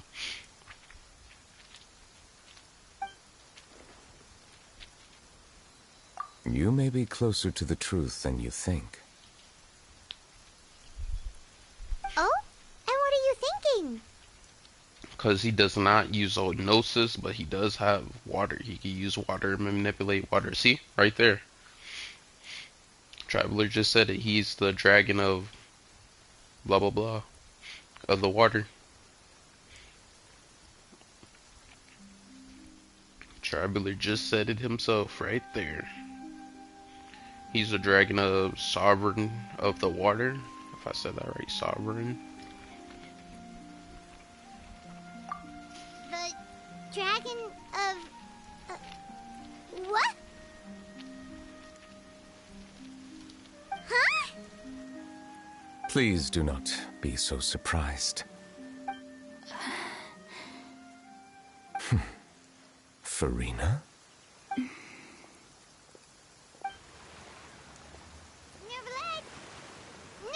are you listening? Ah, my apologies. We were just guessing randomly. We didn't guess right, did we? You're not actually the dragon sovereign of water, right? Well, if you don't want to confirm or deny... You guessed correctly. I sincerely hope you'll be able to keep this a secret for me. Right, of course. We'll definitely help you keep it a secret. There's still something Paimon wants to ask you, though. Please, go ahead. Well, if you are the dragon sovereign of water, and you were able to force back the primordial sea from the fortress, then since Fontaine's prophecy is all about seawater, couldn't you just use your power to solve the crisis?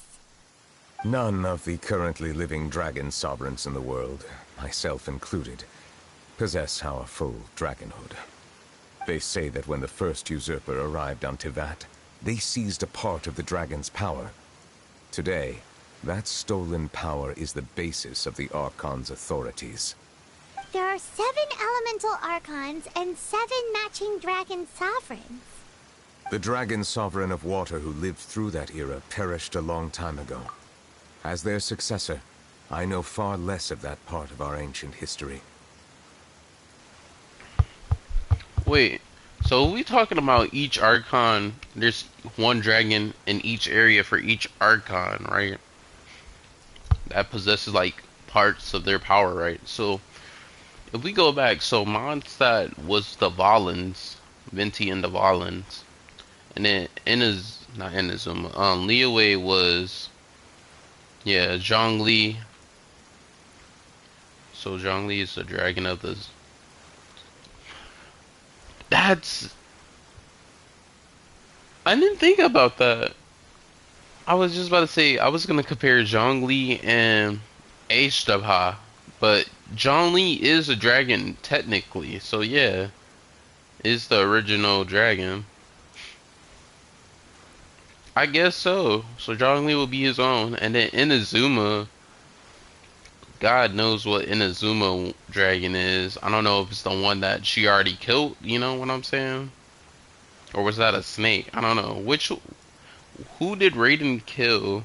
Like, did she kill a snake or was it a dragon? I don't know. That the whole bones, she probably killed her dragon. She's like, no, I don't need you. Get out. It was a snake. It was a snake. Okay, but a giant snake.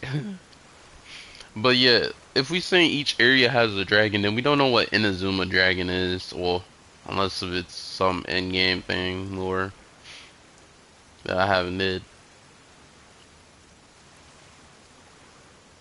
Yeah, I was about to say Nahida's. The dragon for Nahida was the one in a sandstorm. I think that we just basically, I don't think we killed that one, but we relieved it of its pain, because wasn't it in pain? I remember during the quest, when we was doing the quest, it was in pain, if I was correct about something.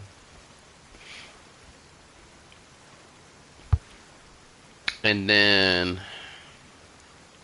Fontaine's would be Nervillet. He is the descendant of the other dragon, so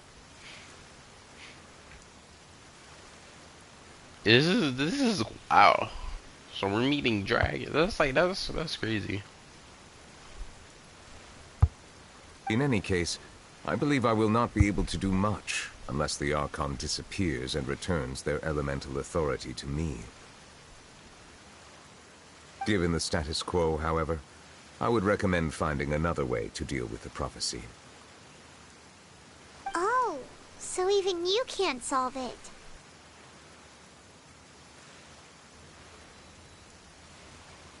Oh, I didn't think. Good point. I didn't think about that. So that skull, yeah, like you said, the skull underwater is that the previous dragon? That's a good question. That is a good question. I still have some urgent matters to attend to at my office. If you have any more questions regarding ancient history, you are welcome to discuss them with me at a later time. Please go right ahead. There's a place that Paimon wants to go too. Traveler, why don't we pay another visit to the Fortress of Meripede? Paimon is... We'll see you another time. Take care.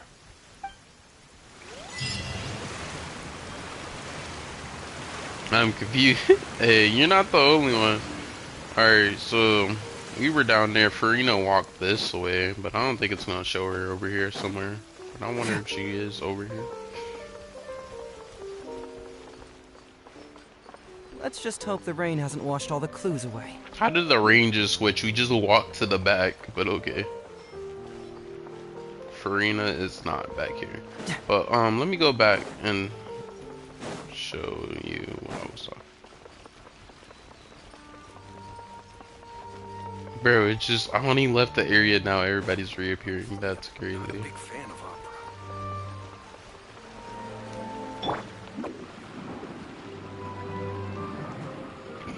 So right here, over here, where the boss is fight, we got 2 chairs, 3 thrones, different chairs type. We got one on the right, one on the left, and one in the middle.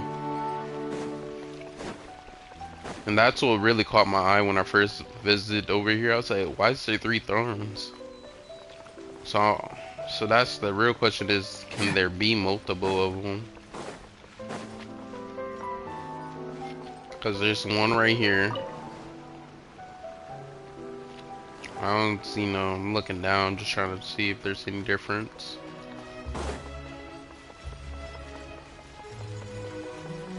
And then we got one over here. I don't think there is any difference.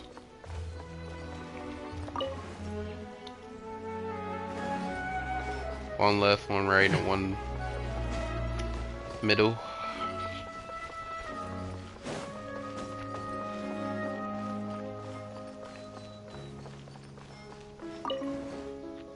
Oh, no achievement. Okay.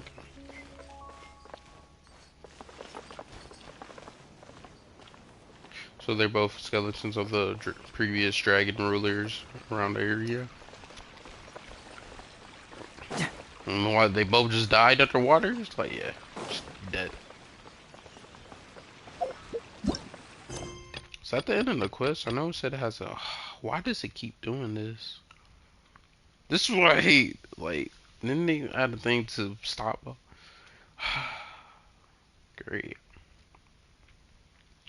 What quest is it that I need to do in the expert company?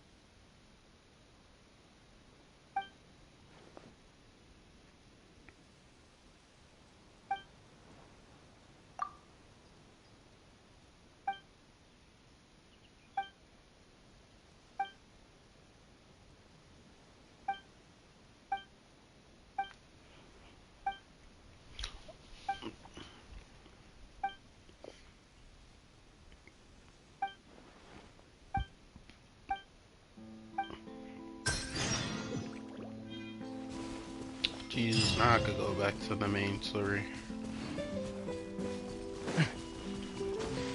Jesus.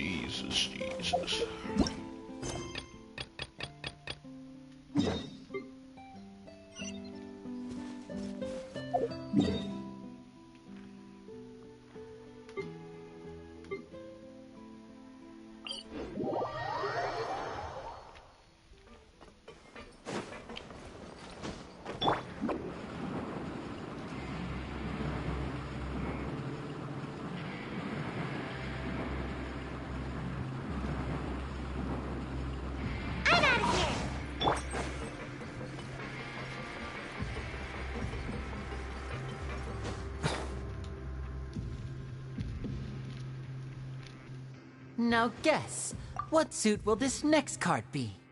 A bare-teeth cat? Well, look who it is. Traveler, Paimon. Hello, everyone. Looks like you're recovering nicely from it, eh? Mm-hmm. Thanks to everyone's support. Oh, right. I managed to work up the courage to thank Miss Clorand in person. Whoa, how did she react?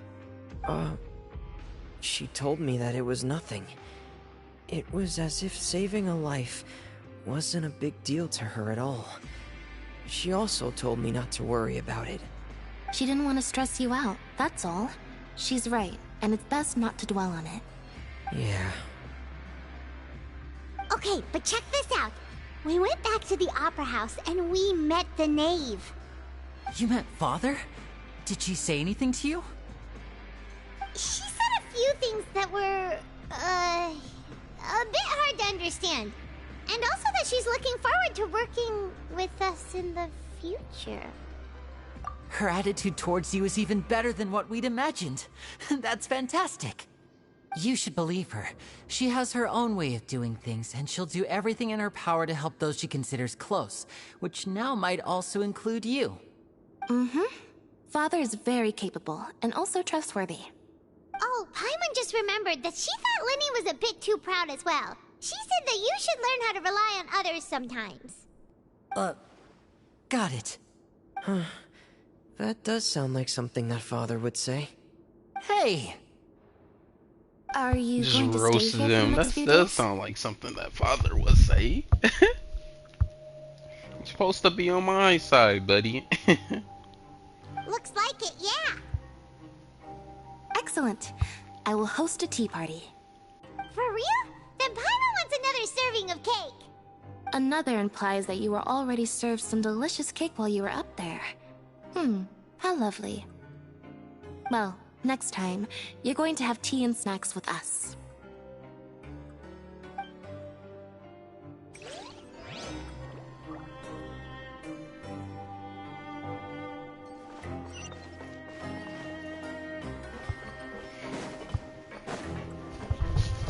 Bro, we only got like 2 more other places to visit after Fontaine. We got the Pyro, and then probably we got the Fire Hydro. I said Fire Hydro.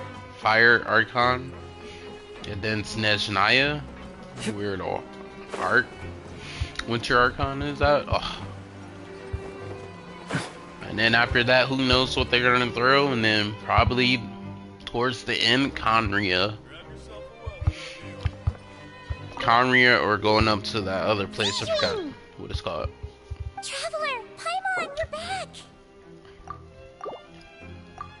Are you still doing alright? Did either of you get hurt? Celestia, that's what I was trying to think of. Say Celestia. Either. We're fine, but what about you guys? It was such a huge mess. How bad was it? A few people sustained superficial injuries, but that's about the extent of the damage. Monsieur Nervulette paid us a visit. It was all thanks to him that we managed to suppress the crisis for the time being. Oh, of course, we must also thank you for the help you provided. How did Nervulette know that he was needed here? Well, Monsieur Nervulette has strong resonance with the hydro element. When the water level rises, he can feel the waves produced. I ran into the bombshell bros while bandaging the injuries of the wounded. They were mumbling the whole time about how you just ran down without a word. I'm so relieved to see that you're both alright. If you're not too pressed for time, please stay with us a few more days. Just let me know if you get a craving for any particular dish, so I can have Mr. Walsey get your meals prepared. Oh, and please feel free to visit the infirmary for a break at any time. I'd like to take the opportunity to spend some more time observing your facial muscles as well. Your happy smiles are quite contagious, you know. They're so memorable, and I've missed them immensely while you were gone.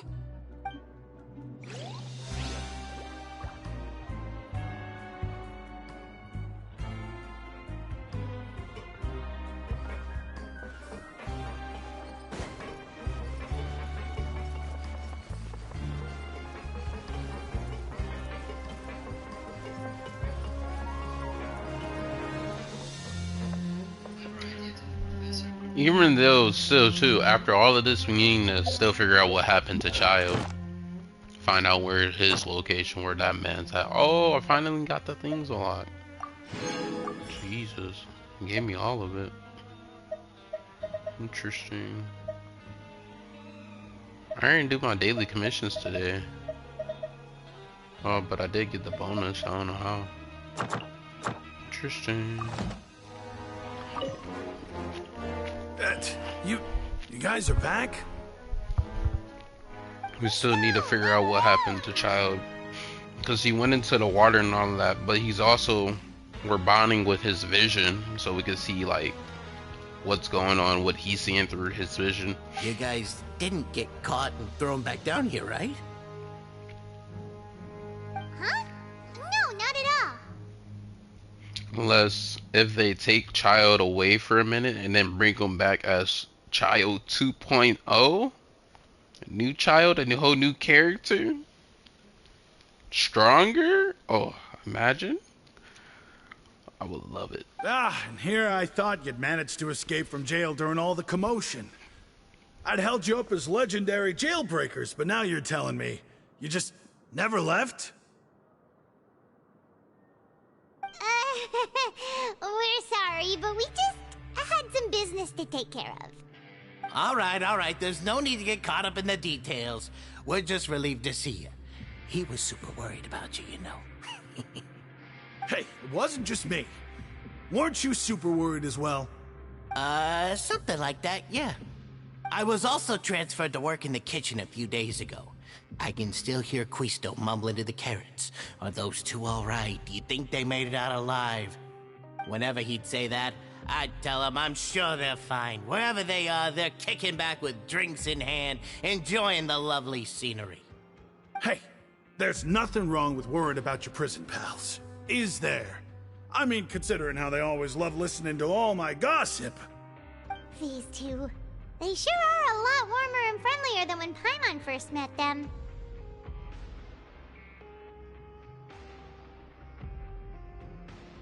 Oh, well, if you say so. I'll be watching you to make sure you finish every last bite.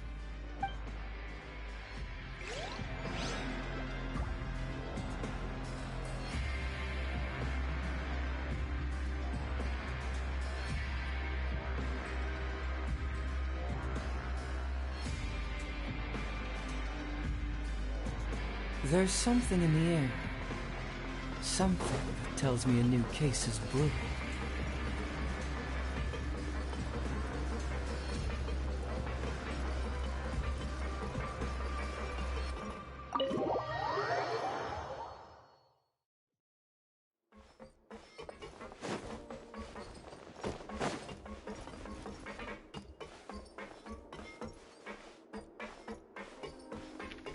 And this right here, I think this is what Furiana was saying, that she probably do have some kind of backup plans.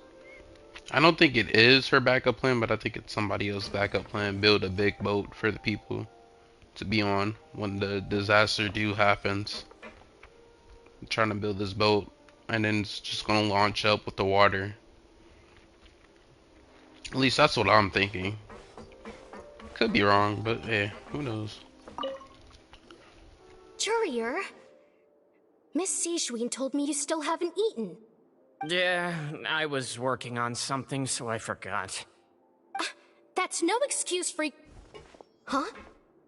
It's you two. Yer, Lurvine, we're back! Hello there. It's been quite the mess here recently. How have you been?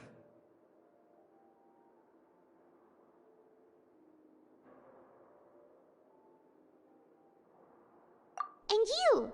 Are you still taking the secret passageway from the infirmary to work on the ship? Yep. That is still top secret, though. So don't say a word to anyone. It can be a bit annoying when there are lots of people in the infirmary, but I still prefer taking that route over the one from the Duke's office. I mean, the infirmary does make it easier for you to slack off. Oh yeah? Then why are you also here so much? You two really are just using your jobs as a cover for your relationship, aren't you? Not at all!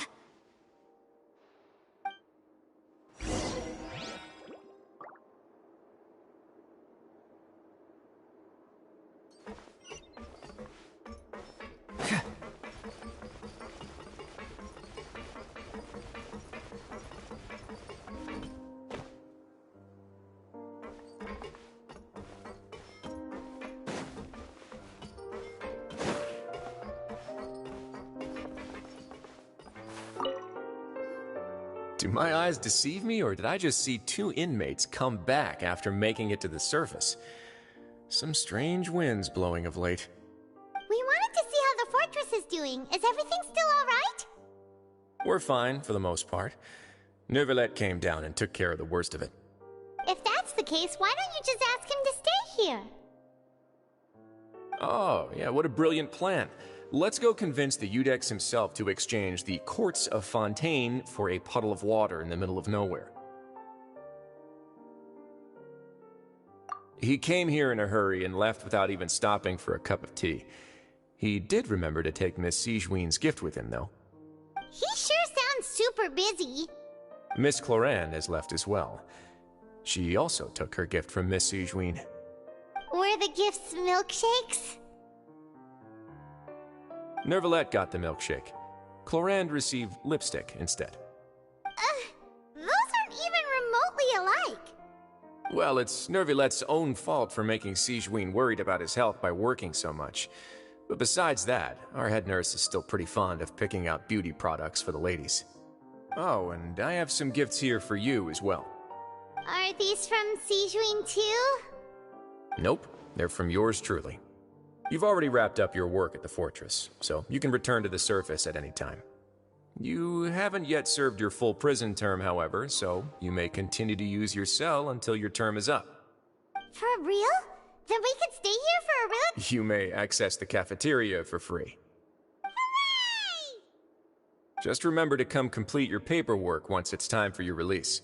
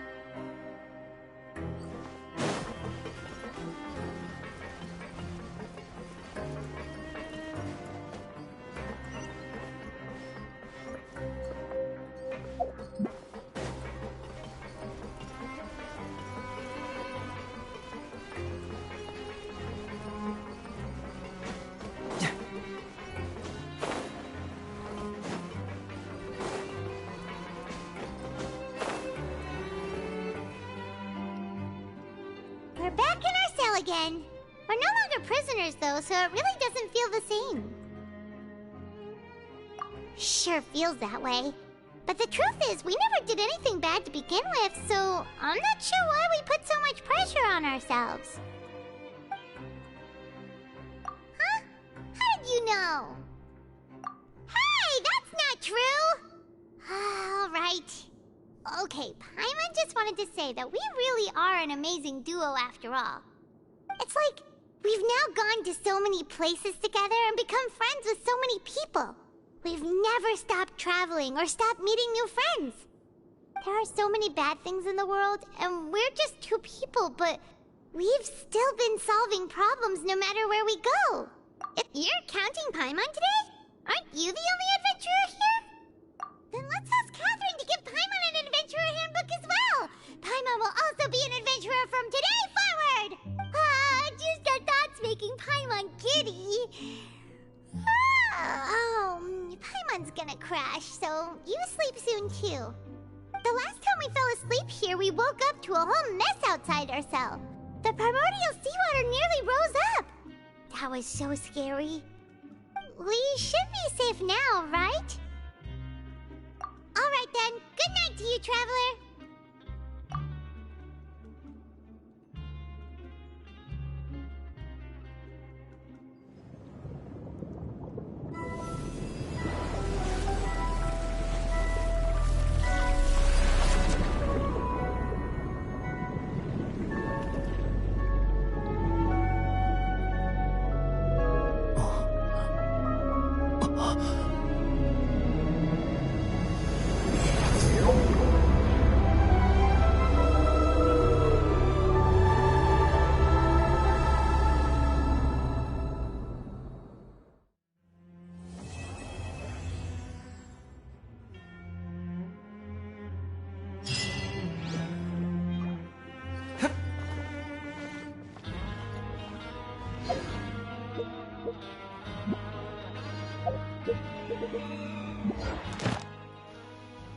And that was the end of that story.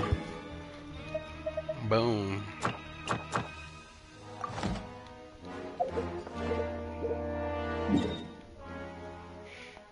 So yeah, Child is still under in somewhere in the primordial sea right now.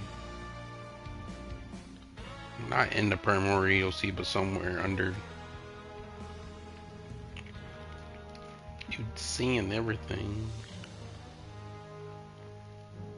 Oh, so it's doing those things different, like actually completing dailies, commissions. Cause now my daily commissions are not popping up.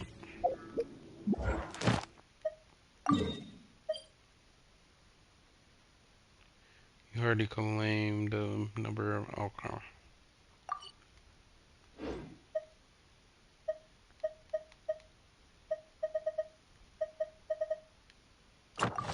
Okay.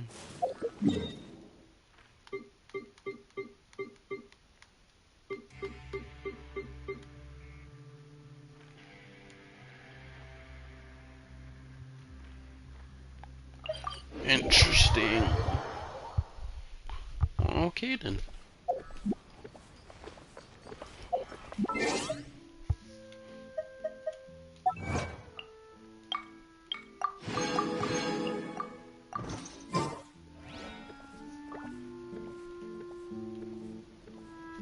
Let's see.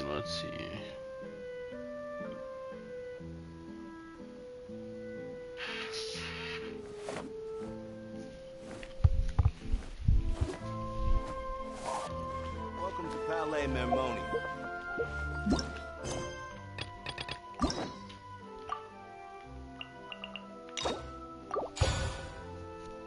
There's so many of these quests I gotta go back and I gotta finish. Dia's the one I started hers. I started him. And these other three I haven't started. And then I got all of these ones that I need to go back and finish. Jesus Christ. I'm still saying I'm missing 12 out of this one. Knight's exam prep. Oh, so this is a whole different one.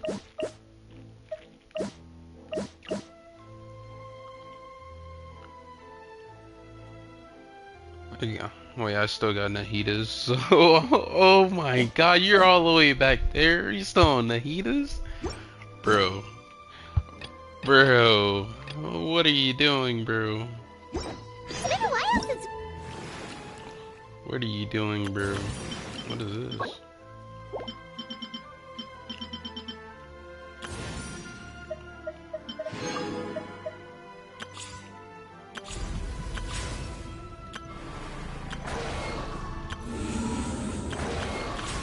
Oh, I have got to try the Abyss, huh? That's crazy. Paimon has so many questions about his true identity. Let's go talk to him and find out.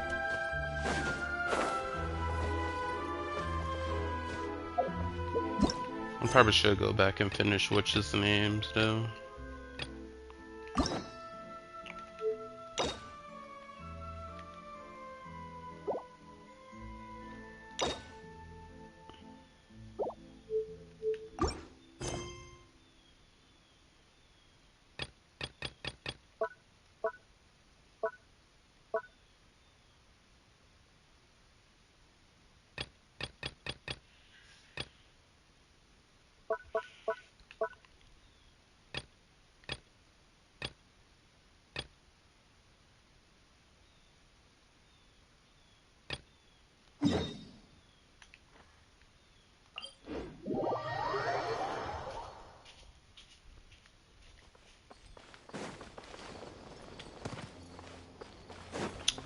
Oh my god, bro.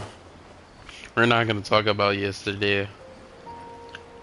What happened yesterday in the raids and all of that, the group. Oh my god.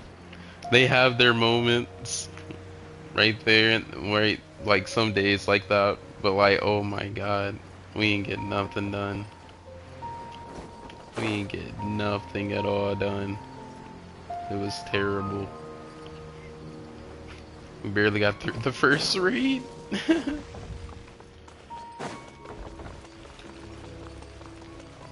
It was something else.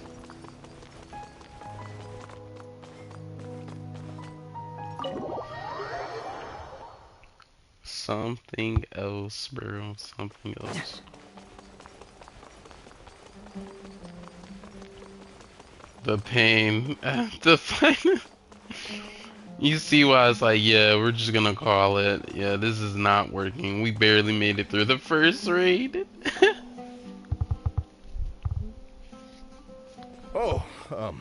Acting Grand Sage Alhaitham. I've sent this period's research expenses report to your office. Have you taken a look? Are there any issues with it? I did. Recent research expenses have decreased quite a bit compared to past figures. Yes, though that is primarily because there are fewer scholars with research needs. But that can be a rather convoluted topic. Might I ask why you are here today?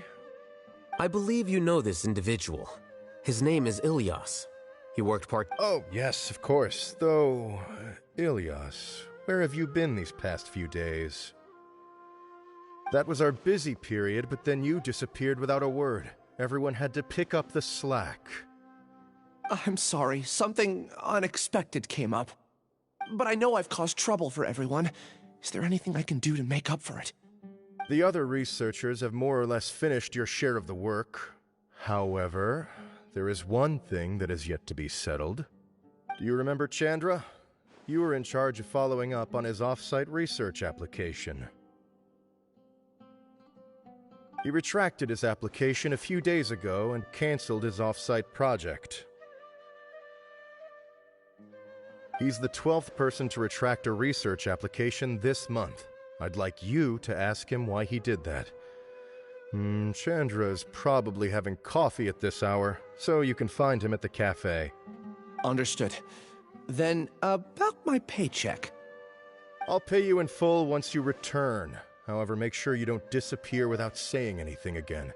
Be considerate to your colleagues and give them some forewarning at least. Is this acceptable, Acting Grand Sage Alhaitham? I have no objections.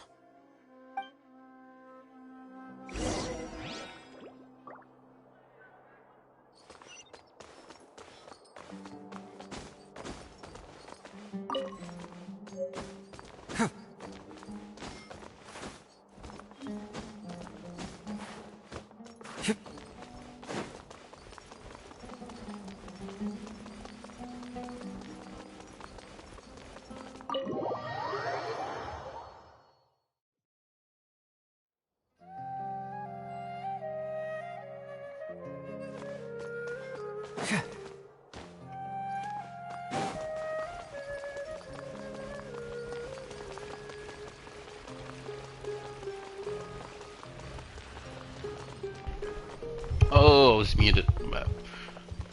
Bro. Just how they did Fontaine.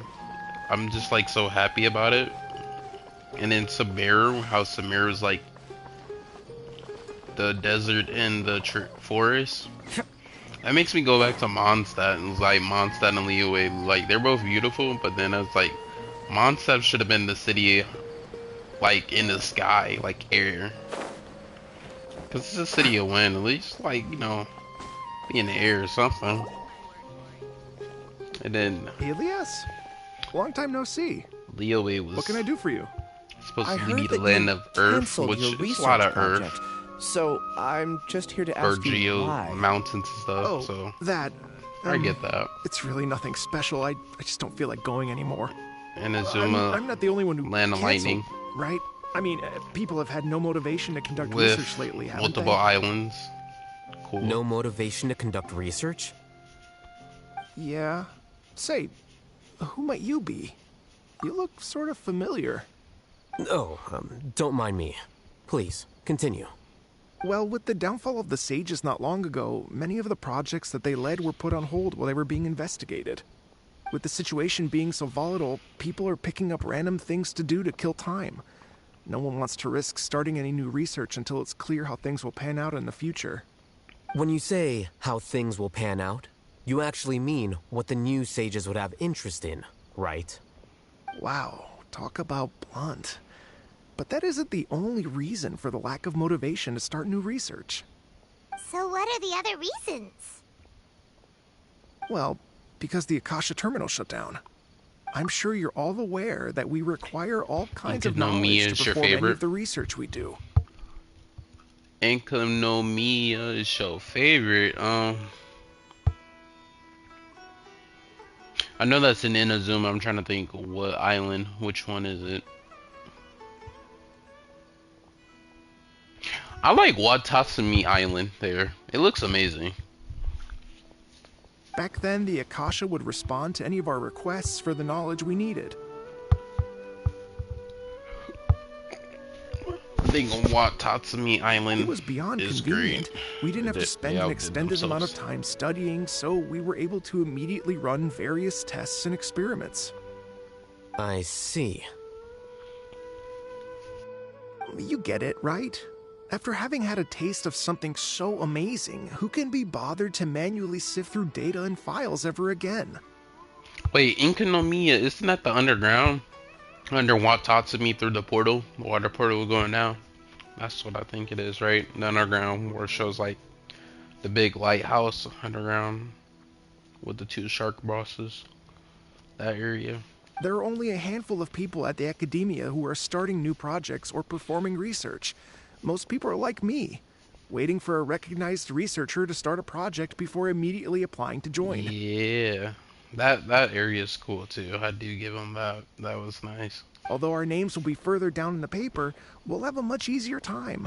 We don't have to do most of the mental heavy lifting. All we have to do is focus on our assigned tasks.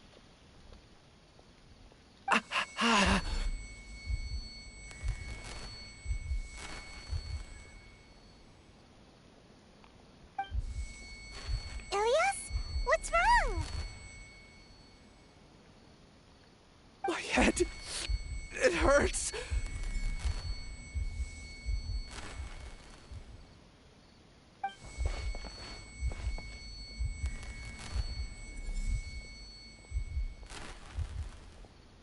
I remember now.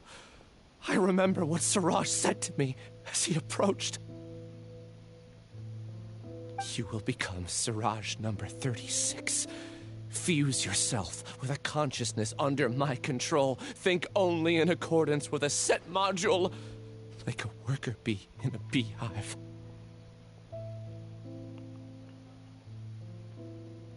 Paimon doesn't get it. What does that even mean? It's what Siraj was researching and the topic of the thesis he had submitted. Collective consciousness and the path of evolution. Siraj believed that by achieving 3 objectives, he could create a collective consciousness in human society and drive humans toward their ultimate evolution. First, he would rank test subjects in descending order of ability, with number 1 serving as the Overmind. This Overmind would then divide tasks into numerous modules and delegate them to the collective's members based on their assigned number and the task's importance.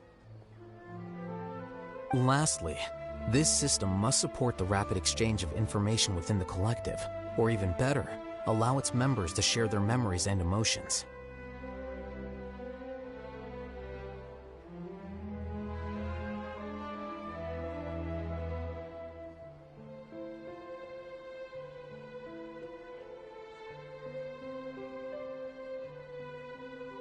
Paimon still doesn't get it.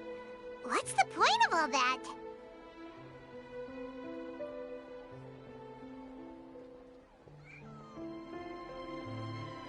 Think of it as linking many minds together and tailoring a given mind's assigned work based on its compatibility. Eventually, everyone's minds will be consolidated into a new form of existence that is both an individual and an organization.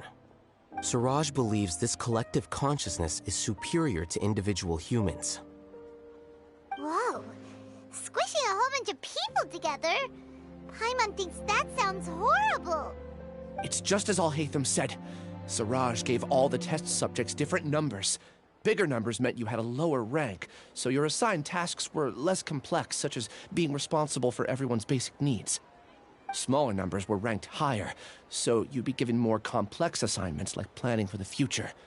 Siraj referred to me as number 36, and I think that was a low-ranking number.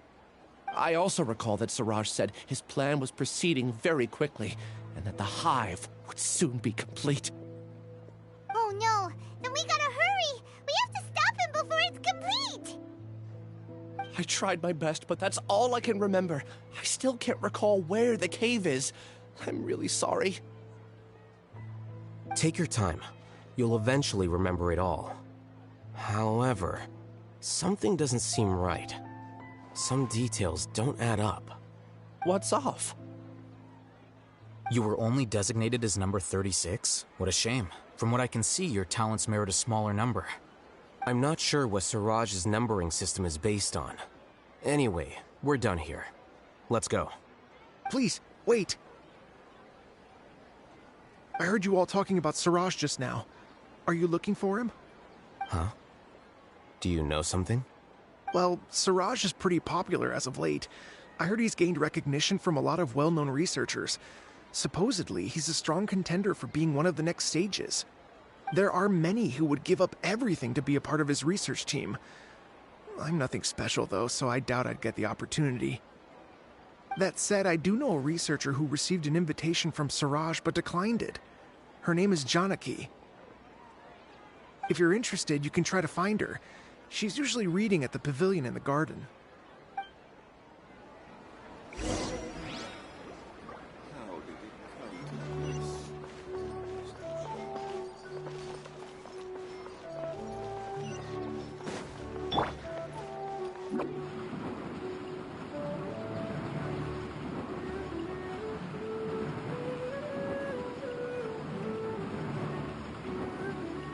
And away I go!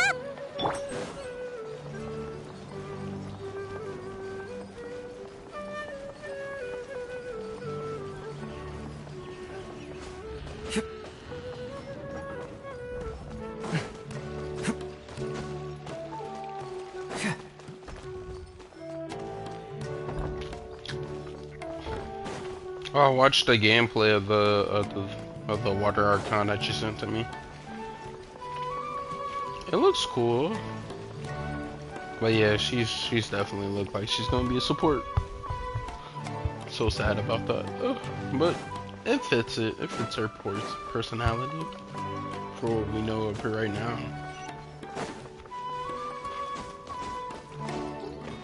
I like how she summons the water summons. The water spirits. There we Are go. you Janaki? We'd like to ask you a couple of things about Siraj. Ilias? Do you know me? I'm sorry, but I don't recognize you. Are you playing dumb with me? No, I'm not. I actually have amnesia, so I've lost a lot of my memories. And? Are you trying to say that I should forgive you just because you've forgotten what you've done? Or are you using the acting Grand Sage as backup to settle things with me? The two biggest loners teaming up. What a terrible thought. That's enough. There seems to be a dispute between the two of you, but I have no interest in that. I heard that Siraj once invited you to join his project. Is that true? So, what if it is? Siraj did extend an invitation to me, and I was also interested in his project. I think it was about collective consciousness or something. Anyway, he said that I could be number 45. I refused because I thought that rank was too low. No one wants to be placed at the bottom. Certainly not me. Ilias is number 36, and Janaki was supposed to be number 45. Tell me, did Siraj tell you how he assigned numbers? Yeah. Remember how the sages took advantage of the Akasha and extracted Yana energy from our heads back then?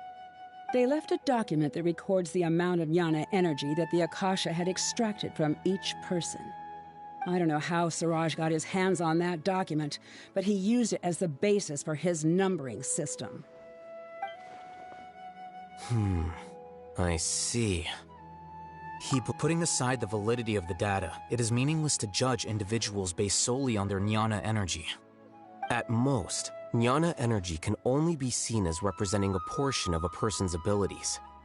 Humans are complicated beings, so it is impossible to evaluate them using a single criterion. See? I knew I couldn't have only been ranked as 45. What else do you know about Siraj? That's it. He came to me, I refused, and that was the end of it. Is there anything else you needed? If not, I'm out of here. I've had enough of this eyesore. Please, wait. I still want to know what I did in the past. You really forgot? I swear, I don't remember anything. Paimon can vouch for him. The mantra also said that he truly lost his memories. I see. You know what? It's better this way. I get angry just thinking about it, so I really don't have the patience to fill you in. All you need to know is that you got a lot of people in trouble back then, including me. That's all I have to say. Goodbye.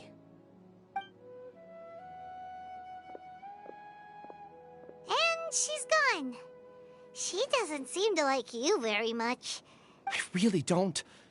But after she said that, I've had this heavy feeling in my chest. I guess I did something really horrible. Do you want to remember? Huh? Even though you're a witness against Siraj in this case, you've also lost your memory. No one can force you to remember if you don't want to.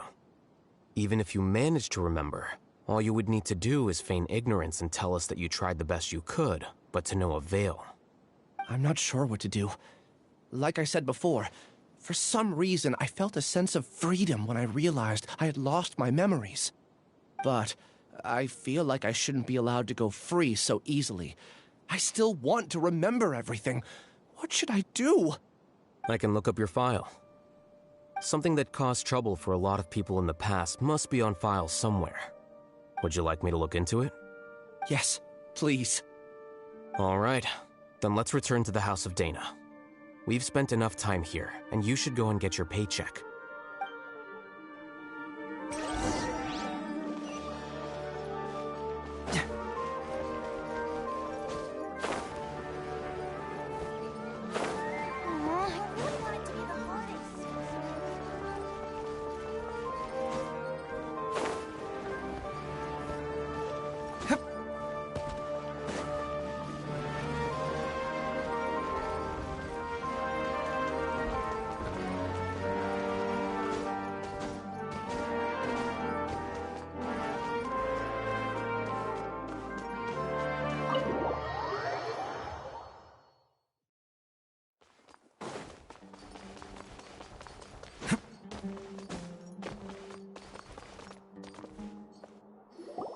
Let's split up for now. Ilias, you go and get your paycheck. The rest of you, come to the archives with me. We'll meet back here later and then head over to Gandharvaville. Okay. Thank you all so much. Relax, Ilias. Being nervous accomplishes nothing. That's true. I'm ready. No matter what I've done, I'm ready to face it. I'll also try my best to remember anything else related to Siraj. We'll put an end to all of this. I'm holding you to that. See you later.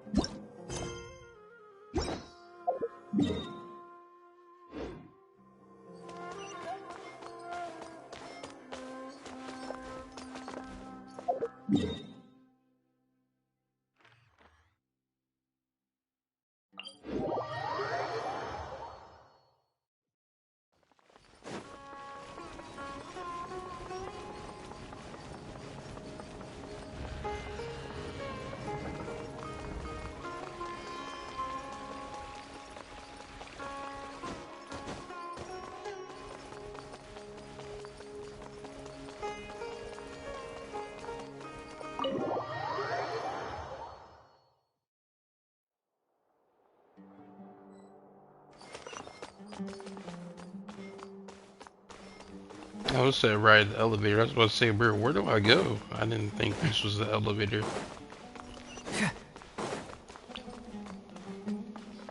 Did not know this was the elevator. That's why I was like, bro, where am I going?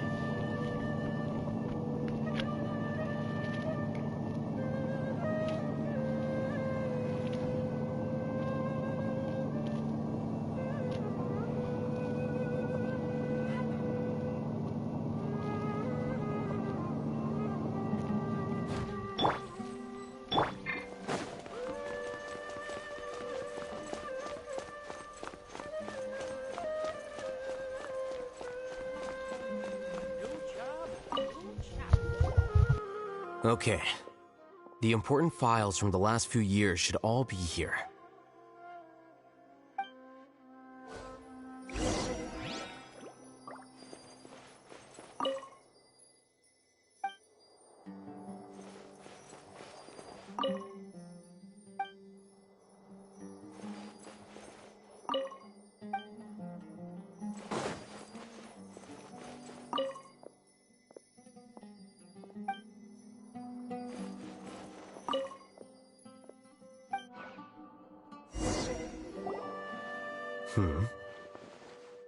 What's wrong?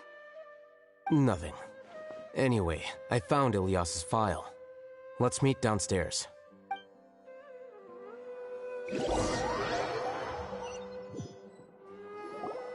What have I done?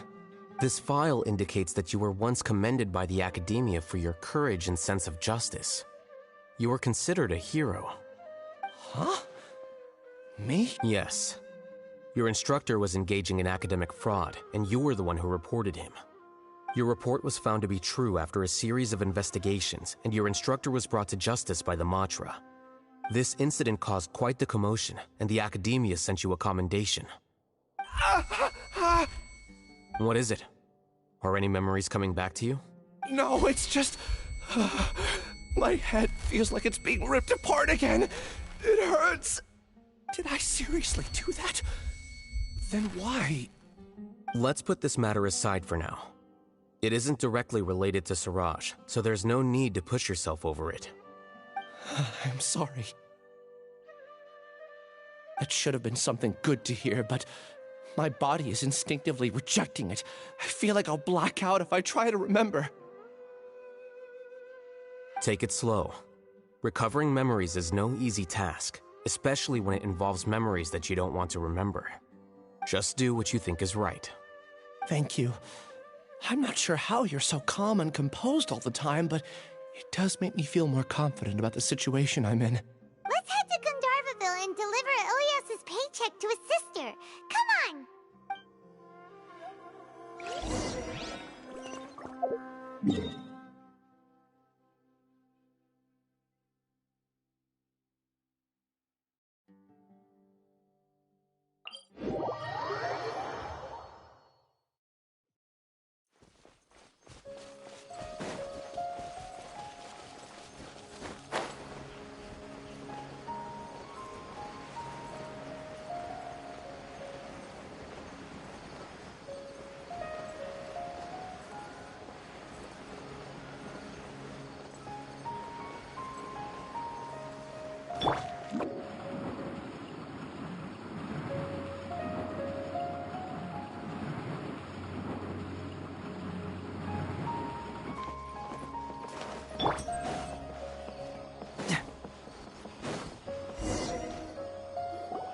We should be close.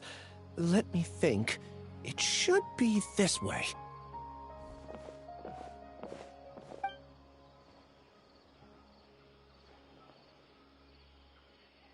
Ilias, what are you doing back here?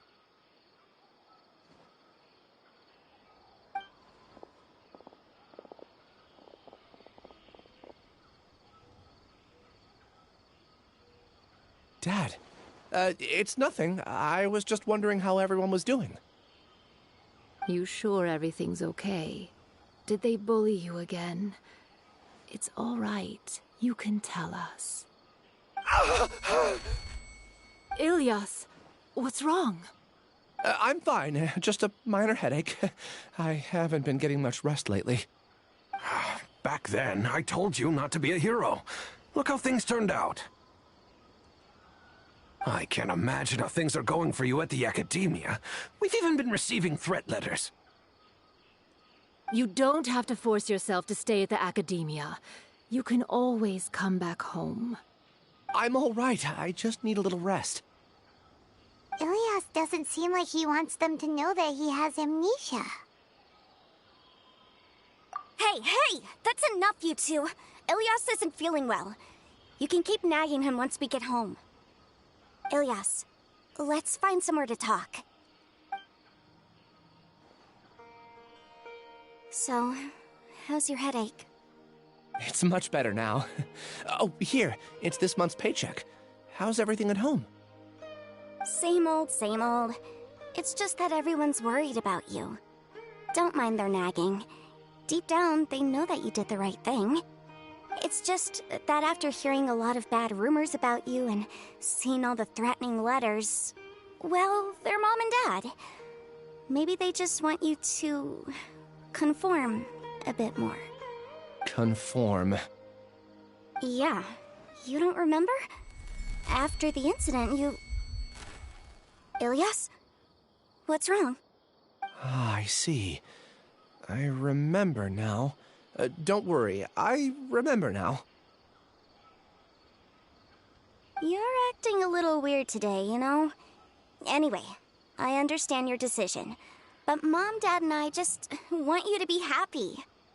I don't care if you're a hero or not. I just want you to enjoy life and relax more. Your understanding is a great comfort to him. Is it? That's good. Are you a friend of his? More so these two. My name is Alhaitham, and this is the Traveler in Paimon. Oh, that rings a bell. At any rate, I feel more at ease knowing that my brother has friends. Would you like to join us for dinner? I just happened to buy some extra food.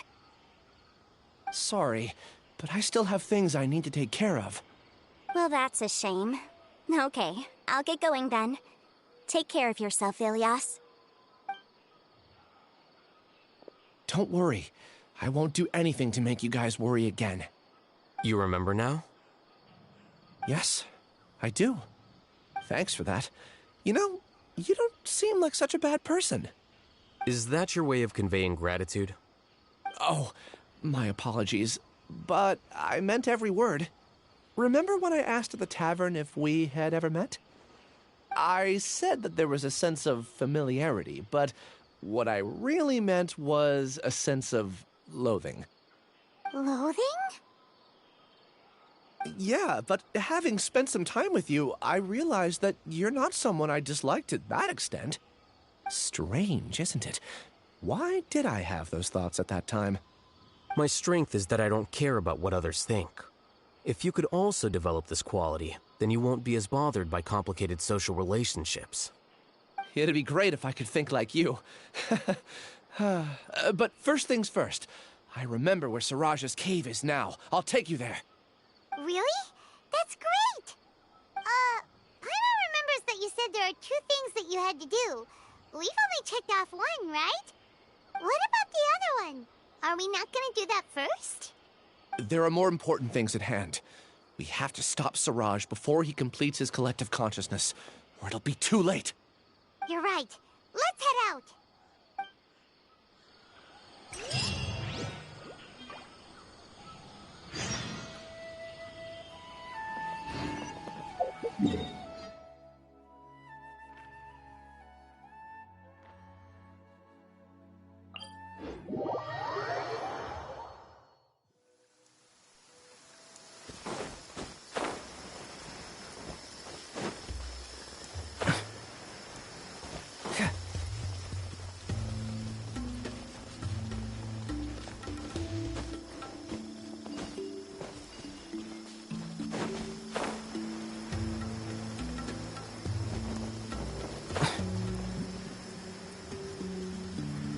Yeah!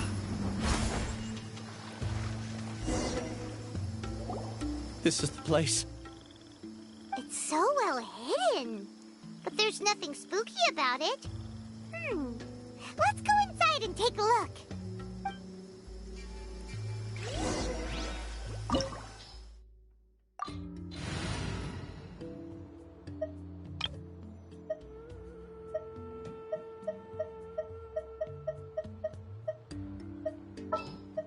Let's finish this quickly. Time to broaden the horizons again. I'm so sleepy.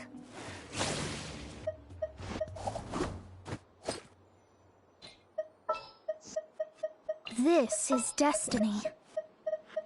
Time to broaden the horizons again.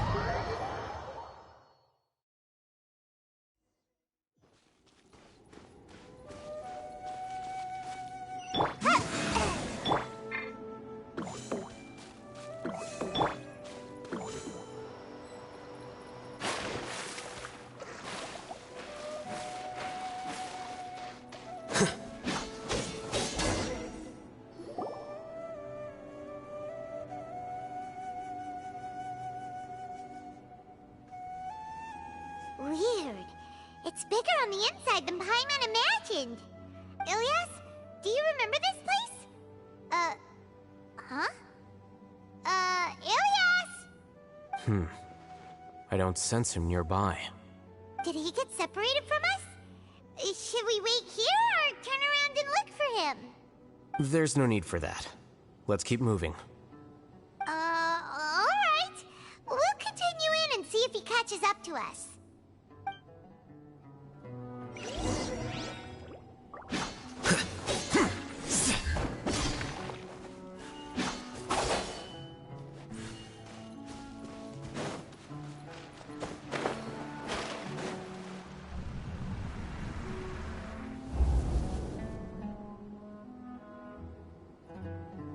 It's okay, Ilyas. You've done more than enough for me already. I don't understand. Everyone knows that Johnny is stealing your research. Why is no one willing to go public with the truth? He shamelessly used your thesis to send in a project application. And whenever the project hits a wall, he asks you for help. Everyone knows what's going on. Do you know how many people are working on that project? If Johnny was kicked out because of academic fraud, that'd be the end of the project. Too many people would be affected. But he's obviously taking advantage of you! He throws you the hardest work, and after you're done pulling all-nighters, he struts around with your research data and takes credit for it. That's not right! Why are you putting up with this? A lot of people warn me to not say anything, and I think they have a point. This is just how things are. It's okay. He's at least paying me. Half a year of your time and effort. Countless all-nighters and casual threats and insults. All for a measly 20,000 mora? He's treating people like cattle. Enough. It's fine. I just need to suck it up and get it done.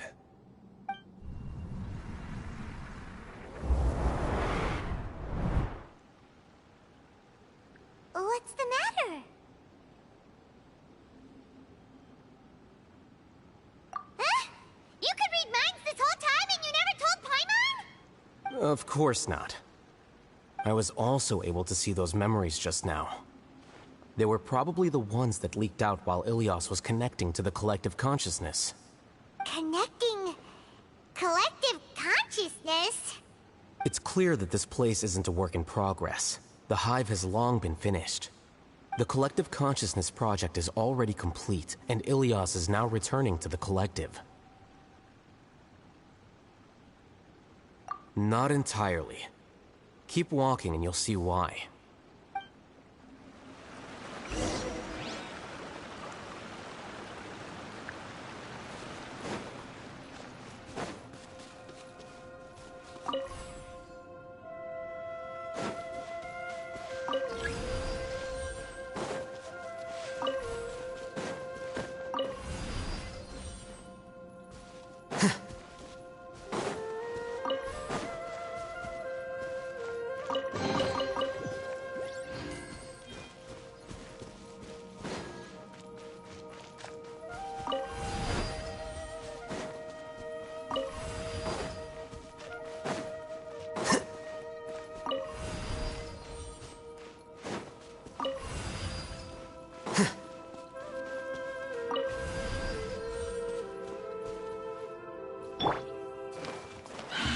Everyone hold hands!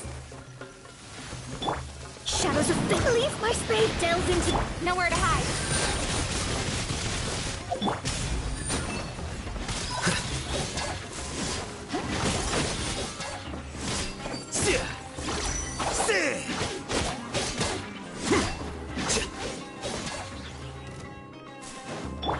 I see everything!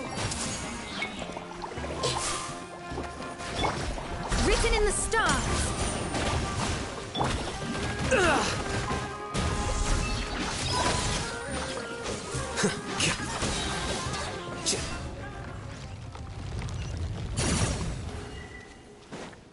Just getting it messed up right there. It's completely different from what Ilias said. This place looks like it's been done for a while.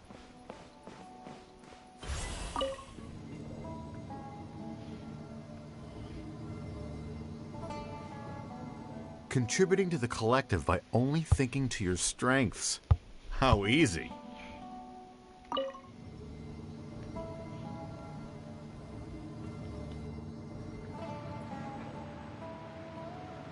I'll hate them. Just thinking of that name fills me with hatred. We must get rid of him.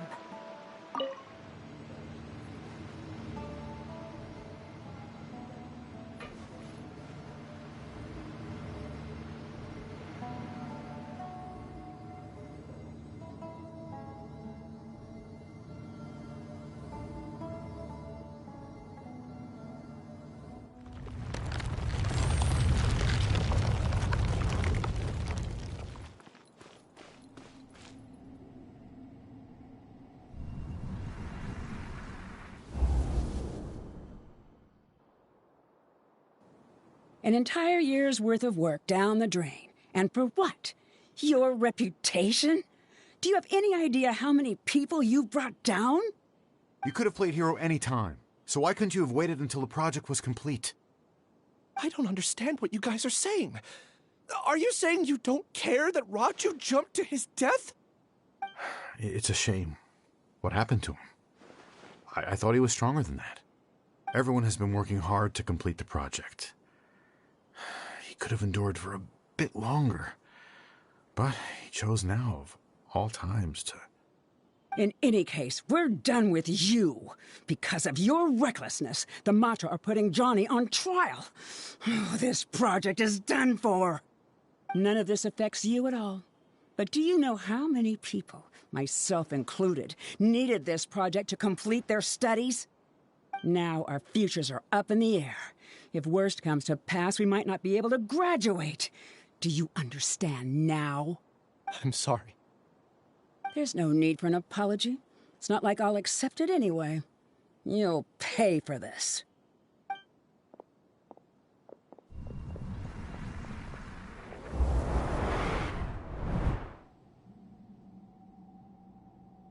Hey, you're blinking out again. What did you see this time? Don't jump to conclusions just yet. Save your words for when we see him.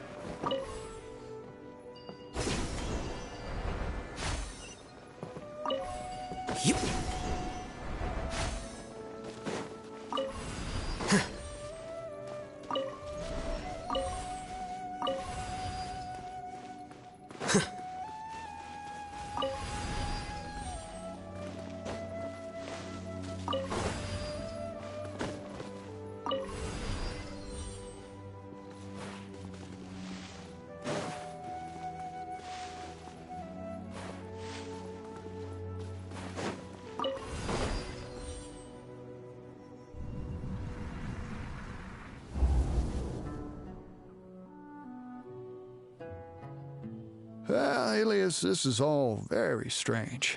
Is there really no research group that will take you? Well, to pass this course, you must complete a paper with other researchers.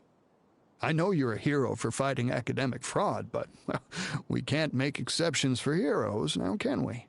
Maybe you should try to improve your relationship with the other researchers. Getting a reputation for being too unconventional will not stand you in good stead in the long run. I understand.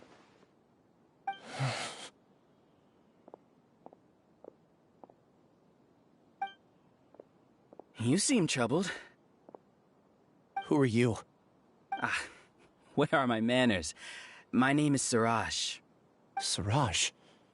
I've heard of you before. Do you need something from me? The world hates people who don't fit in. I imagine you've had your fair share of trouble. After you reported Johnny for academic fraud, you were ostracized and shunned. Even your family can't understand your actions. However, I'm working on some research that will help you merge into a collective. That way, your life won't be so dolorous. How about it? Wanna have a go?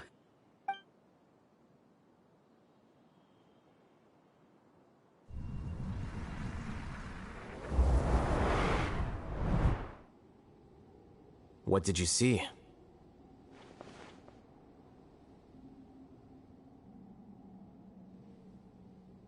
Paimon can't believe it! He really did trick us! That giga jerk! No, Siraj is the real giga jerk here. Ilias is just a regular jerk. Ooh, Paimon's so mad! We're gonna find him, and we're gonna make him explain himself!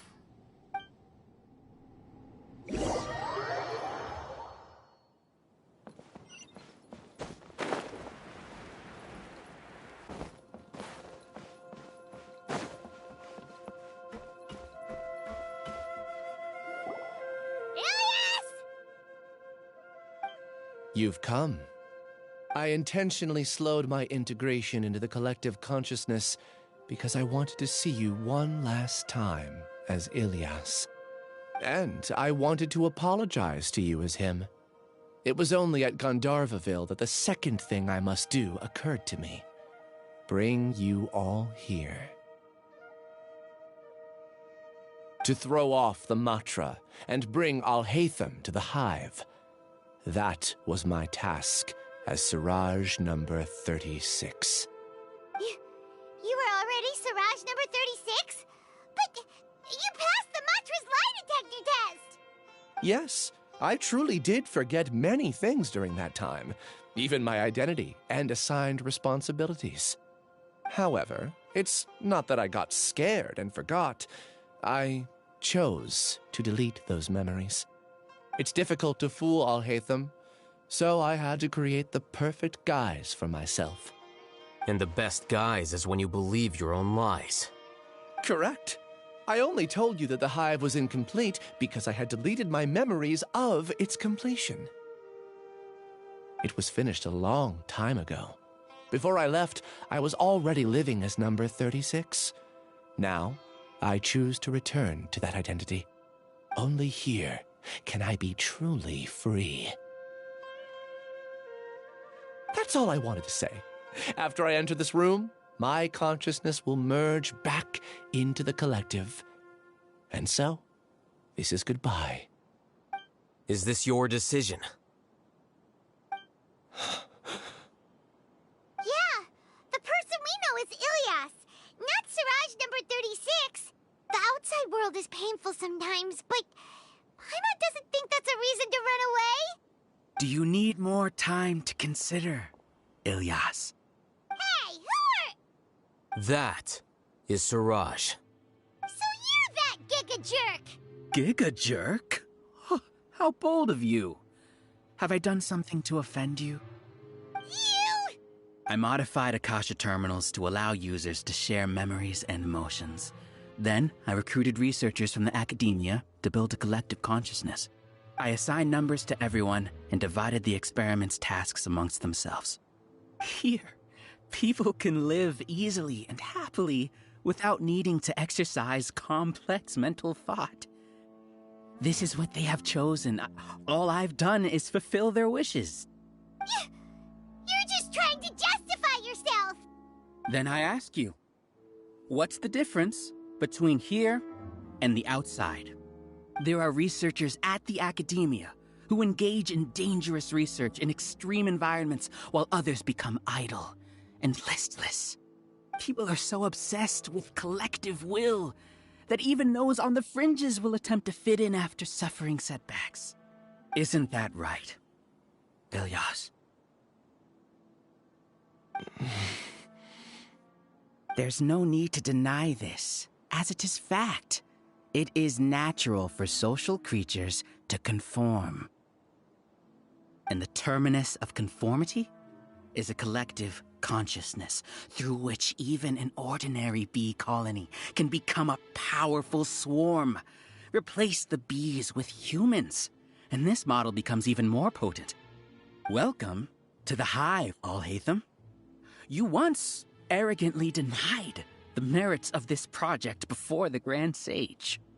A few simple words from you, and my research was consigned to nothingness. Of course, I'm well aware that you don't care about any of this. You don't care about the pain of others. But I didn't give up. I made my thesis into reality. When we arrived, I noticed many empty rooms in the hive. Oh, you noticed that? Then can you guess where their inhabitants are? The answer is the academia. They're executing another phase of the plan. Plan to install me as a sage. The collective consciousness links all of us into a single mind, showcasing our individual strengths as we work together. We are able to execute complex undertakings while instantaneously modifying our strategies in response to unexpected situations.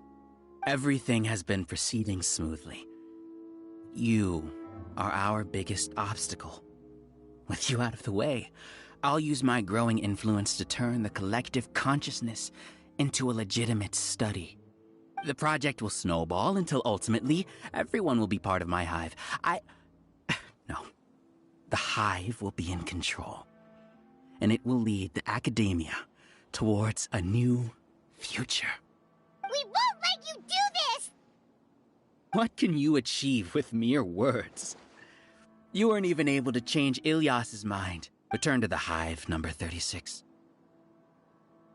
Yes. Wait! Don't go back! Look! There are lots of people out there worried about you. And you aren't an outcast. Aren't we your friends? That's easy for you to say, given that you're travelers. Will you two continue to stay at the academia?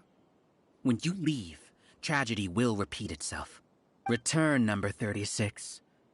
You know as well as I do that comforting words don't make life any easier. Ilyas? Why? You two are just as arrogant as Alhaitham. You think that everyone should be like you and live according to their own truths. But you don't realize that most people simply want easy lives. I allowed number 36 to leave the hive without his memories only because I knew he would eventually return. This proves that I know more about human nature than you do. Alhaitham, do say a word or two. I will consider them as your last. I made those words quite clear a year ago. The model you presented was extremely unstable. No amount of garish packaging will change its fragile nature. It can't be helped. If you were clever enough to realize those problems, then you would have been aware that the Hive changed when Ilias returned to this collective consciousness of yours. What? What's happening? The collective needs motivation to execute its plans, just as machinery requires energy to operate. That's why you, as the Overmind, synchronized your hatred of me into the collective, prompting them to create and execute a plan to eliminate me. However, when Ilias returned to the collective, his memories and emotions were shared with the rest of its members. This includes his perception of me. Thanks for that. You know, you don't seem like such a bad person. Strange, isn't it?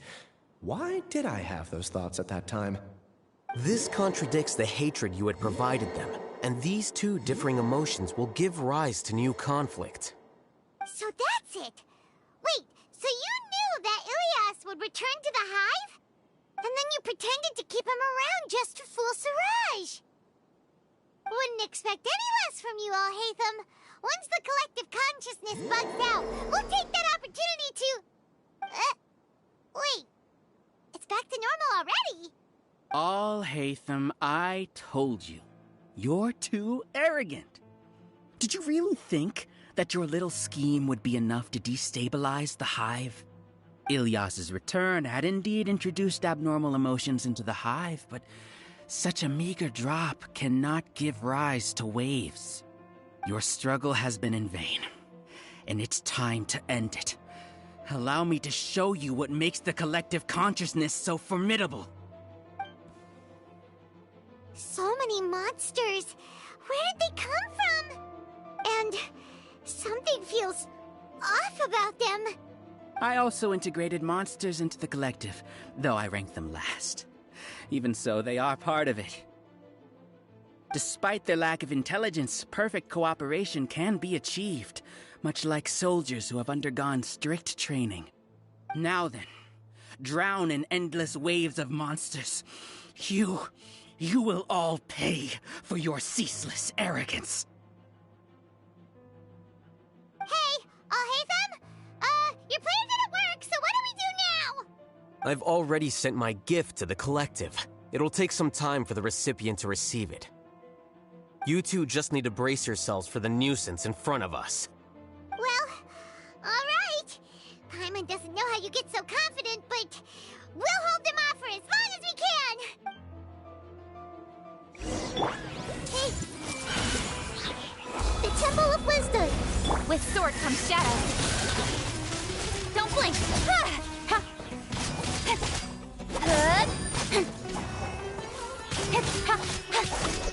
Alhaitham isn't that bad of a person. But it has to be done. He must be eliminated so that we can evolve.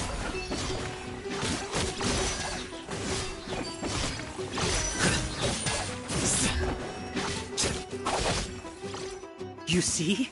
That is the will of the collective. Even with the hatred gone, they continue their work. An external anomaly cannot shake the collective stability.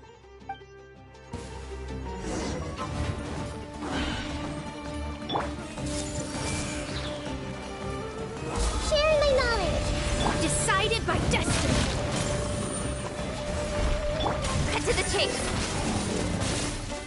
Speed of light. He won't hold out for much longer.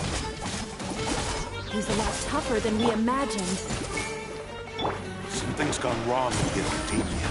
The Mox.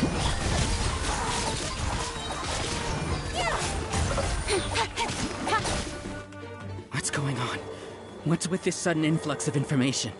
Silence! As the Overmind, I command you!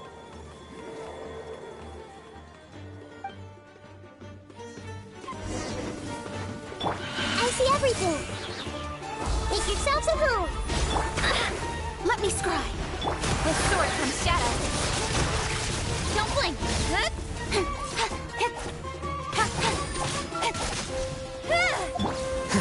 Defract! How is that possible?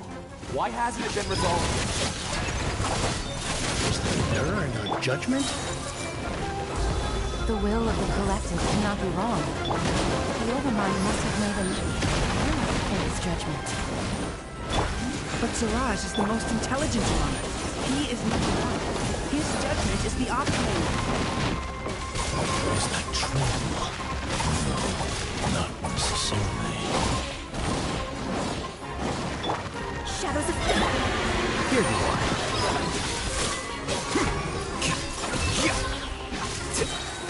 Scatter! Cut to the chase. Don't blink.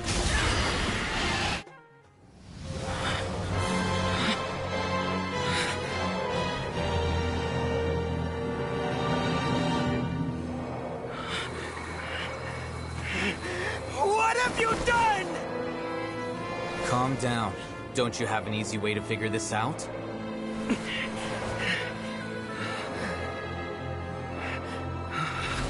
You were only designated as number 36. What a shame.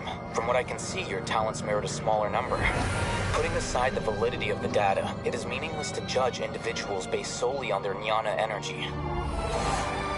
What you said to Ilias has now become a memory shared by all members of the Hive.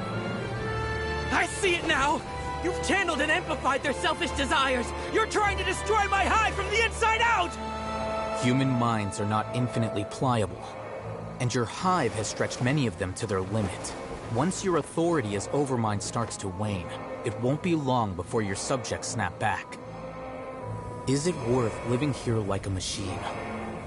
Being a tool for the rest of my life? As soon as one person begins to have these thoughts, selfishness, doubt, and fear will propagate, thanks to the web of consciousness that you built. At this stage, your so-called Hive has already fallen. It's not over yet. I am the Overmind! There has to be a way!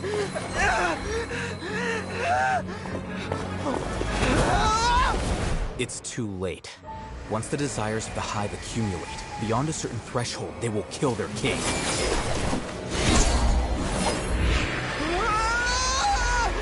Wouldn't have suffered such a disgraceful defeat if I was the Overmind. My numbers shouldn't be so far down the list! Siraj is alive! This isn't what we agreed to! I should be the one in your position!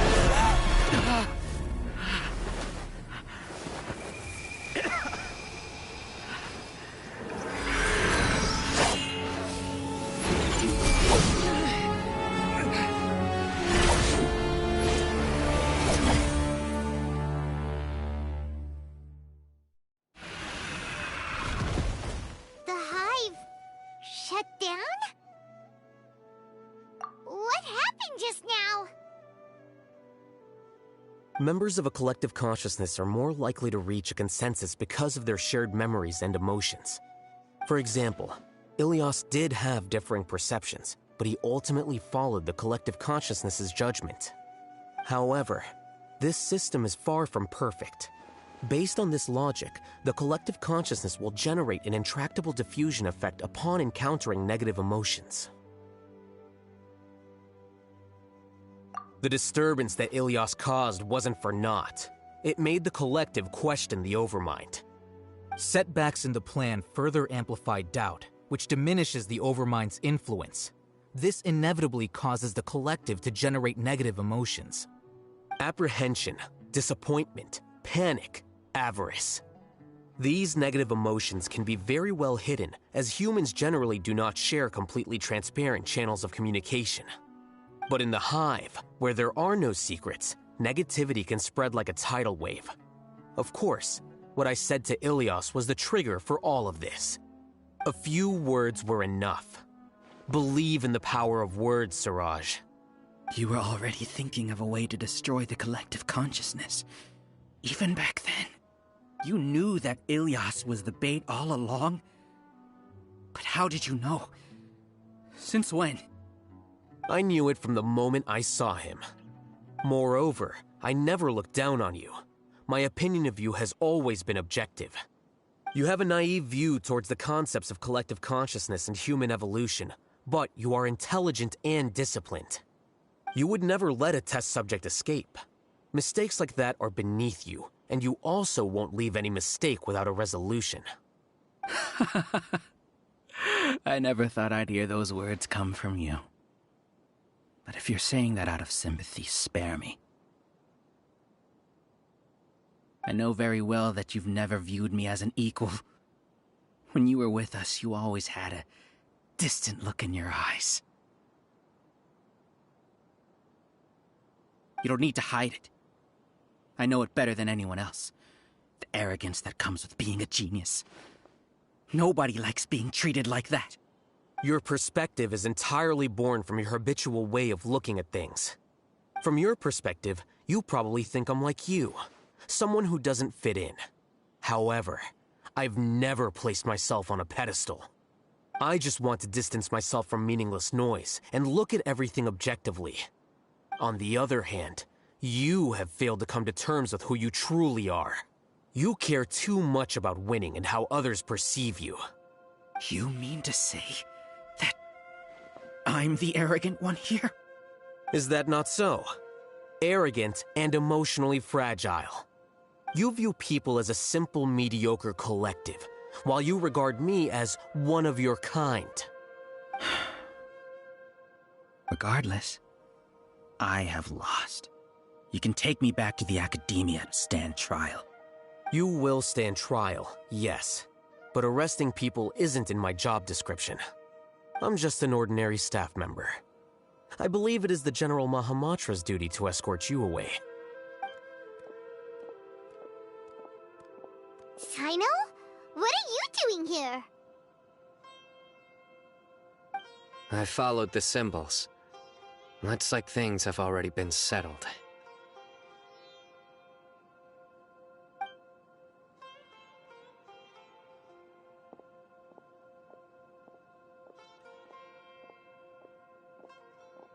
Symbols?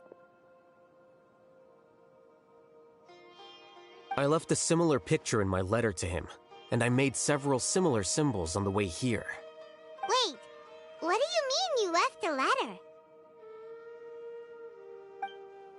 Oh, Paimon remembers! When Paimon first saw you, Arav said that you had left a letter for Sino. So you really did know that something was up with Ilias from the start! You lied to us too! It'd be best if you didn't spout nonsense. I never employed any mode of trickery on you. By the way, I came across some information at the Academia a few days ago. If you practice the method discussed therein, your vision may improve. Do you need it? Seriously? This guy. By the way, Sino, Paimon heard that Siraj sent more people to the Academia. We can't let those jerks get away! Don't worry.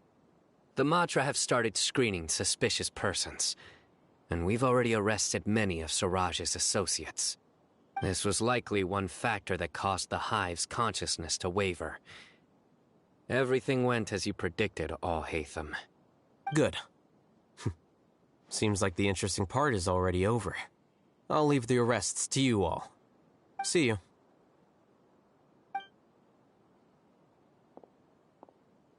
And off he goes. There still are a lot of test subjects here, so let's stick around for a while.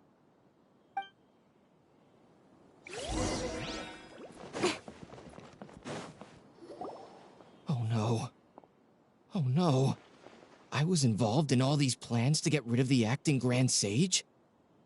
What came over me? How could I do something like this? We were accomplices without knowing it. But I'm afraid that Al-Haytham might pressure the Matra into giving us heavier sentences. Whether he's the scribe or the acting Grand Sage, we can't afford to offend him. It seems our future at the Academia will be full of uncertainties. We can discuss the future later.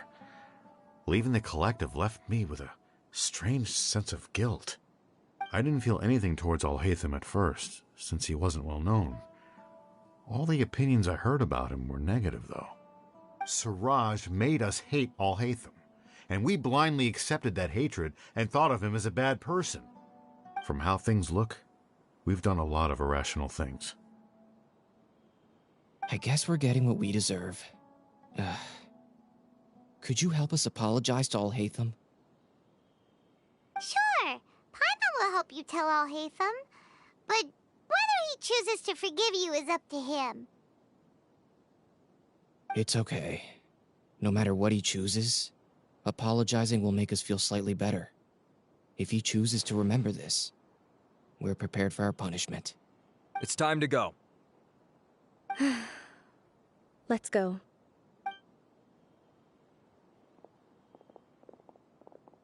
So, were they all duped? We can ask Alhaitham about that later.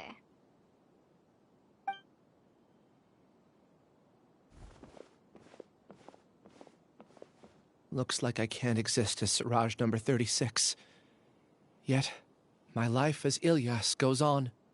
When I was at Gandharvaville, I thought about whether I should just come forward with the truth. But I didn't have the courage then. So in the end, I lost my sense of justice. But I also wasn't able to conform. Ilyas? Don't be sad. I'm the one who deceived you. However, I didn't come out of this completely empty-handed. The moment the hive collapsed, an idea popped into my head. I realized that the collective I was always trying to fit into wasn't as powerful as I had imagined. Understanding that gave me courage somehow. Perhaps one day I could be just like Alhaitham and not care about what anyone else thinks. You can do it. Paimon believes in you. Thanks. Well, I should get going. I'm one of the primary suspects in the case, so I'll have to receive my due punishment. Can you keep this a secret from my parents and my sister? I just don't want them to worry. Also, please apologize to Alhaitham for me. Goodbye, you two.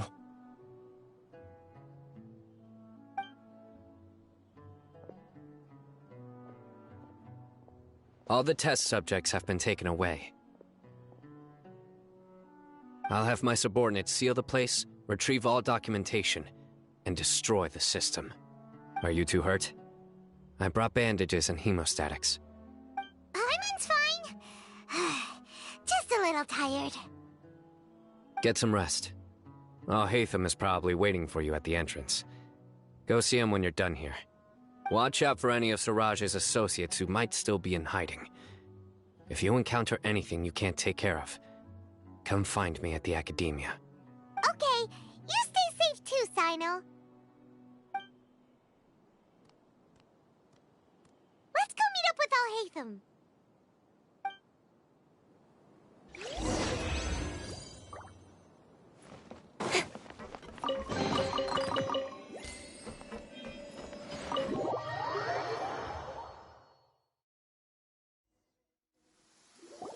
The matter's settled.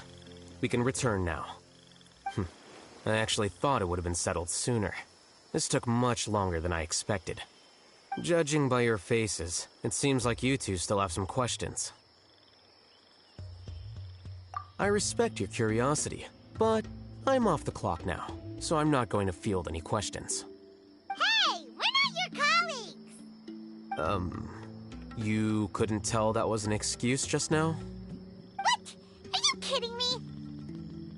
You're not leaving today until you explain what happened back at Siraj's secret base!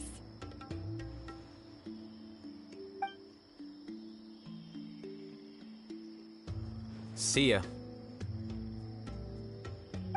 Hold it right there! Are you done? Your behavior is reminding me of some other people. Stop changing the subject!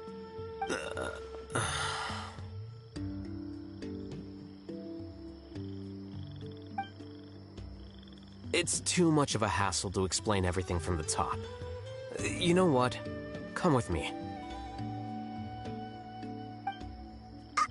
Where to? You'll know when we get there.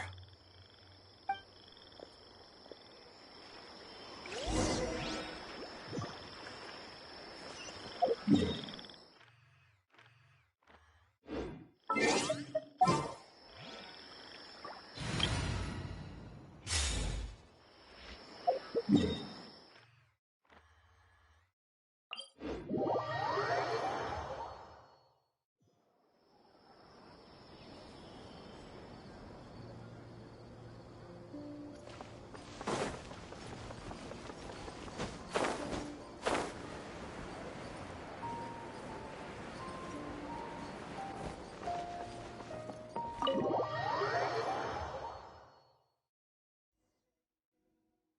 this your home? Yes. What's with you all of a sudden? Being all polite and inviting us over?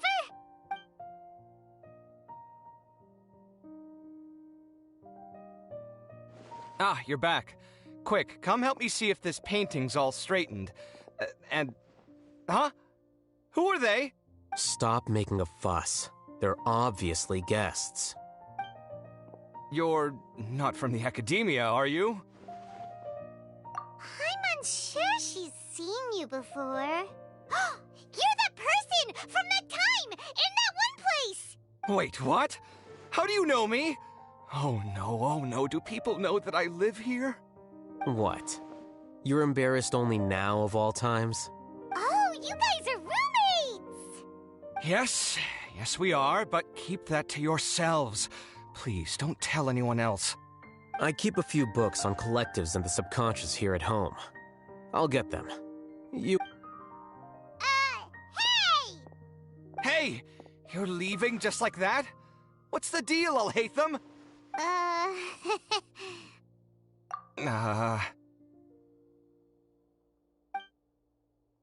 Sorry, I know we've only just met, but I have to ask. Are you, you wouldn't happen to be actors that Alhaitham hired to pretend to be his friends, would you? What? Guess not. I've never seen him invite friends home before, so please excuse my surprise. You guys get it, right? You know, with his temperament and stuff. But aren't you friends with him? I wouldn't say friends exactly. Okay, well, we used to be, but we're not anymore. Huh? Don't worry about it. My name is Kaveh. I'm sorry to have met you under these circumstances. Anyway, please don't say anything about me living here. You seem like you got a lot going on. So maybe Samora will make Paimon shut up. Are you serious? How could you... of course. You're Alhaitham's friends. What? That was a normal response. You exposed your own weakness. Still, why do you have to treat me like he does? Judging by the deafening din coming from the living room, you all must be getting along quite well. Entertain your own friends, why don't you? I'll leave the books here.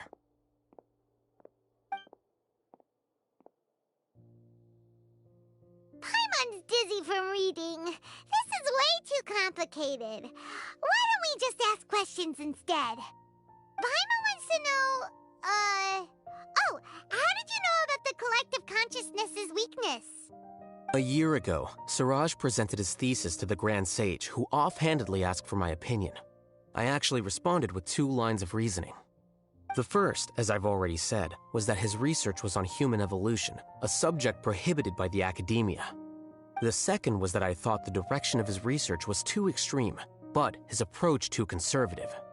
Wait, that's too conservative? He built such a large lab, gathered all those people, and even tried to get rid of you! One way to stabilize a collective consciousness is to remove the test subject's humanity altogether. The optimal solution to achieve collective consciousness is to focus solely on the overmind and treat the other test subjects as tools. That's way too dangerous! You're not seriously considering that, are you? 'Cause, whew. I'm merely stating the facts. If Siraj had done that, I would have felt his work to be just as senseless. It's impossible for any species to evolve overnight, and humans without their humanity cannot be called humans. That's why the Academia prohibited research into human evolution. Most research of this kind tends to run contrary to evolution. Huh. Paimon gets it now. Ha!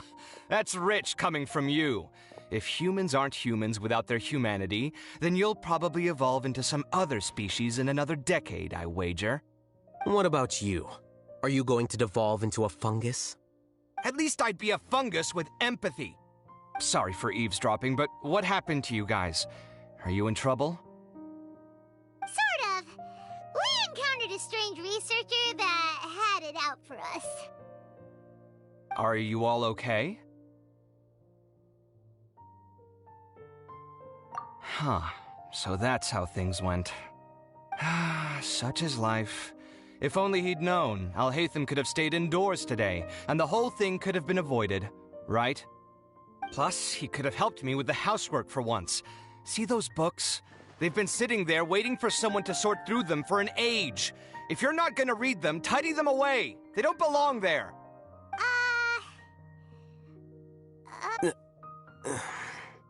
Can you feel the awkwardness in the air?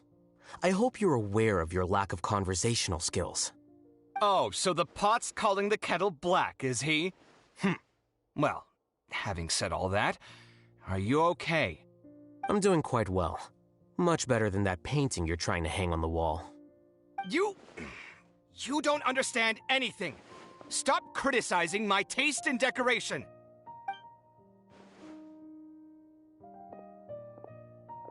Paimon can't tell which of them is more problematic. Let's just get this over with and leave. You whisper very loudly. Oh, yeah, Paimon's been told that. Do you have any more questions? Let Paimon think. Oh, by the way, the other researchers apologized to you. They hope that you can forgive them. I bear them no ill will. More accurately, I don't really care about what they think of me. To some extent, they were also fooled by Siraj. The Matra will take this into account at their trials.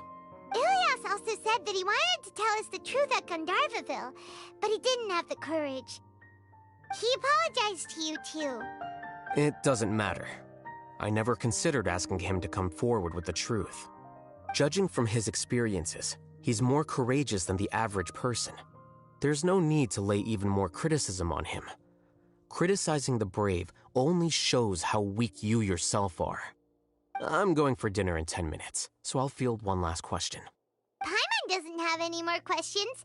How about you? Oh, yeah, that's a good question. You only started investigating with the Matra at the Academia because you were interested in something, right? But after meeting Siraj, it didn't seem like you were interested in him or his experiment. I had no interest in him personally, but I was curious as to why so many people were willing to form a collective consciousness with him. I now understand the reason. Correct. The fall of the Sages and the shutdown of the Akasha terminals deeply affected the Academia. The fact that Siraj's project attracted so much interest despite not being approved speaks to the lack of research projects as of late. As the acting Grand Sage, I'll have to figure something out. In addition, what happened to Ilias is worth our attention. Reporting academic fraud was the right thing to do. He didn't deserve the outcome that he had received. Paimon understands now. Oh, you're pretty serious when it comes to work, huh? I think minimum viable seriousness is a more apt description. I'll do my best to take care of this mess until my resignation is approved. Wait, your resignation? Yes. I've already submitted my resignation to the Academia. Soon, I'll resign as the acting Grand Sage and go back to being its scribe. I don't think Siraj knew about that. If he had waited just a few more days before acting, I would have already resigned. What he'd do then wouldn't have been any concern of mine. However, even without my input, his unstable model would have collapsed for some other reason, so it makes no difference.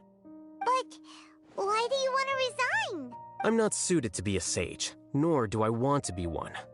The official process to select the new sages is already underway, but this process is long and takes far too much time. If I serve as acting Grand Sage for too long, the position might become permanent. That would be troublesome. This job, it's important to keep your priorities straight. Well, it's about time. You two should grab some dinner as well. Oh, now that you say that, Paimon's kinda hungry. See ya! We're gonna grab some yummies! See ya.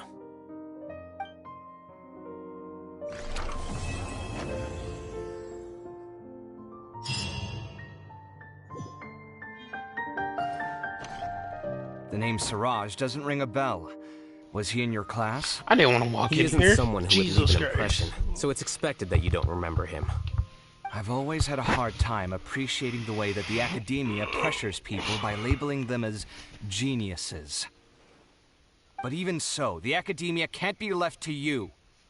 Or perhaps I should say that I'm delighted to see that you have a base amount of self-awareness. If the people in the academia haven't gone mad, they'd know that I'm much more suited to be a sage than you. And I suppose they'd let everyone know that your career as a sage will be as shaky as that painting. Again, that's mighty rich coming from someone about to resign. In a few days, you'll be managing files again. You'll be back at rock bottom. But my salary will likely stay the same. Wait, what? How come? Why do you get special treatment? At least I don't have to be an architectural designer who works himself to death just to get a smile from his client. You... I took time out of my day to clean the living room for you, and this is the thanks I get for it? I'd have been better off catching up on my work. I still have designs to finish. Make sure to pay back the rent you owe me. I'm going to buy some furniture with that Mora. What? Are you trying to annoy me to death? The decorations you buy keep getting uglier and uglier. What's the point of having a boring wood carving in your house? You'll have to blame that on my financial freedom. Fine. Go ahead and hide behind your financial success if you want. But if we forget Mora for a second, do you have anything of true value to boast about? I think I'd have too many choices, to be honest. You, on the other hand, can you think of any redeeming features at all? Artistry, for sure. You don't know the first thing about interior design. Don't go off buying random furniture unless you take me with you. So I'll have to bring you along and then buy you drinks? Of course. But why would I do that? It would just be another form of a loan, and you'd have to pay me back eventually. Can't you just be nice and not ask for the Mora back?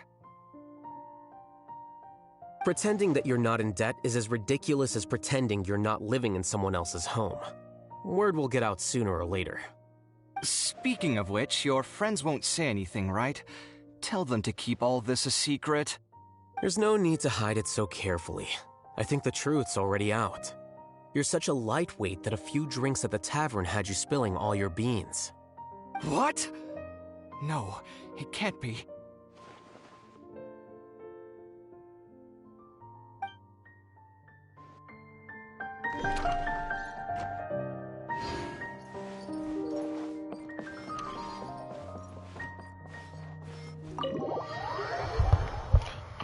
The bestest of friends, right there. Always going at each other's throats.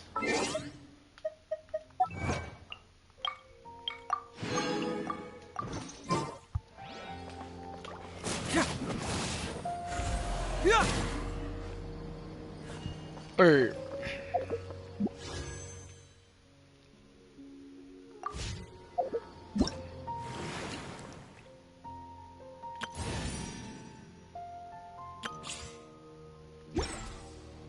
oh, isn't the Spiral Abyss resets today?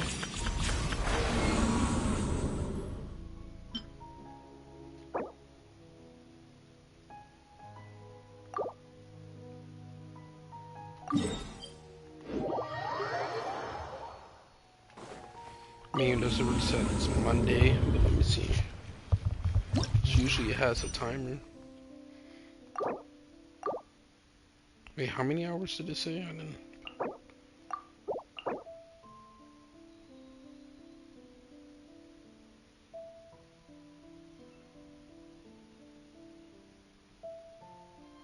Oh, is this my team comp?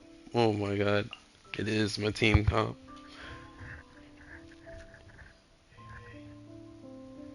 Hotel's strongest single striker. Well, Hotel is my strongest. Most damage taken, Ayaka. Yep.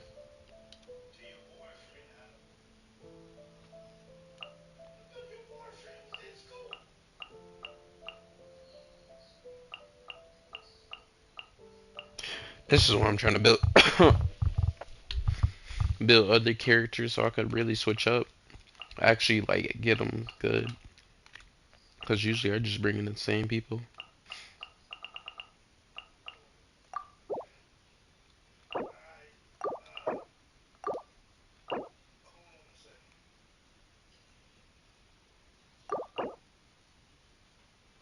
"14 days, 15 hours until the Spirobus." Hmm? You doing something? Playing a game or something? No. Can you take the Flex and go get Kia from my house and take her to pick up her car? I can. It's gonna cost her though. That's between you. Okay, I'm gonna tell her you on your way. Okay. Alright, I'm gonna end the stream here, guys. And I'll see you guys. I'll probably do another stream later on today, probably Titanfall 2. But yep, I'll be there. Just stay tuned, it'll be around. See you guys next time.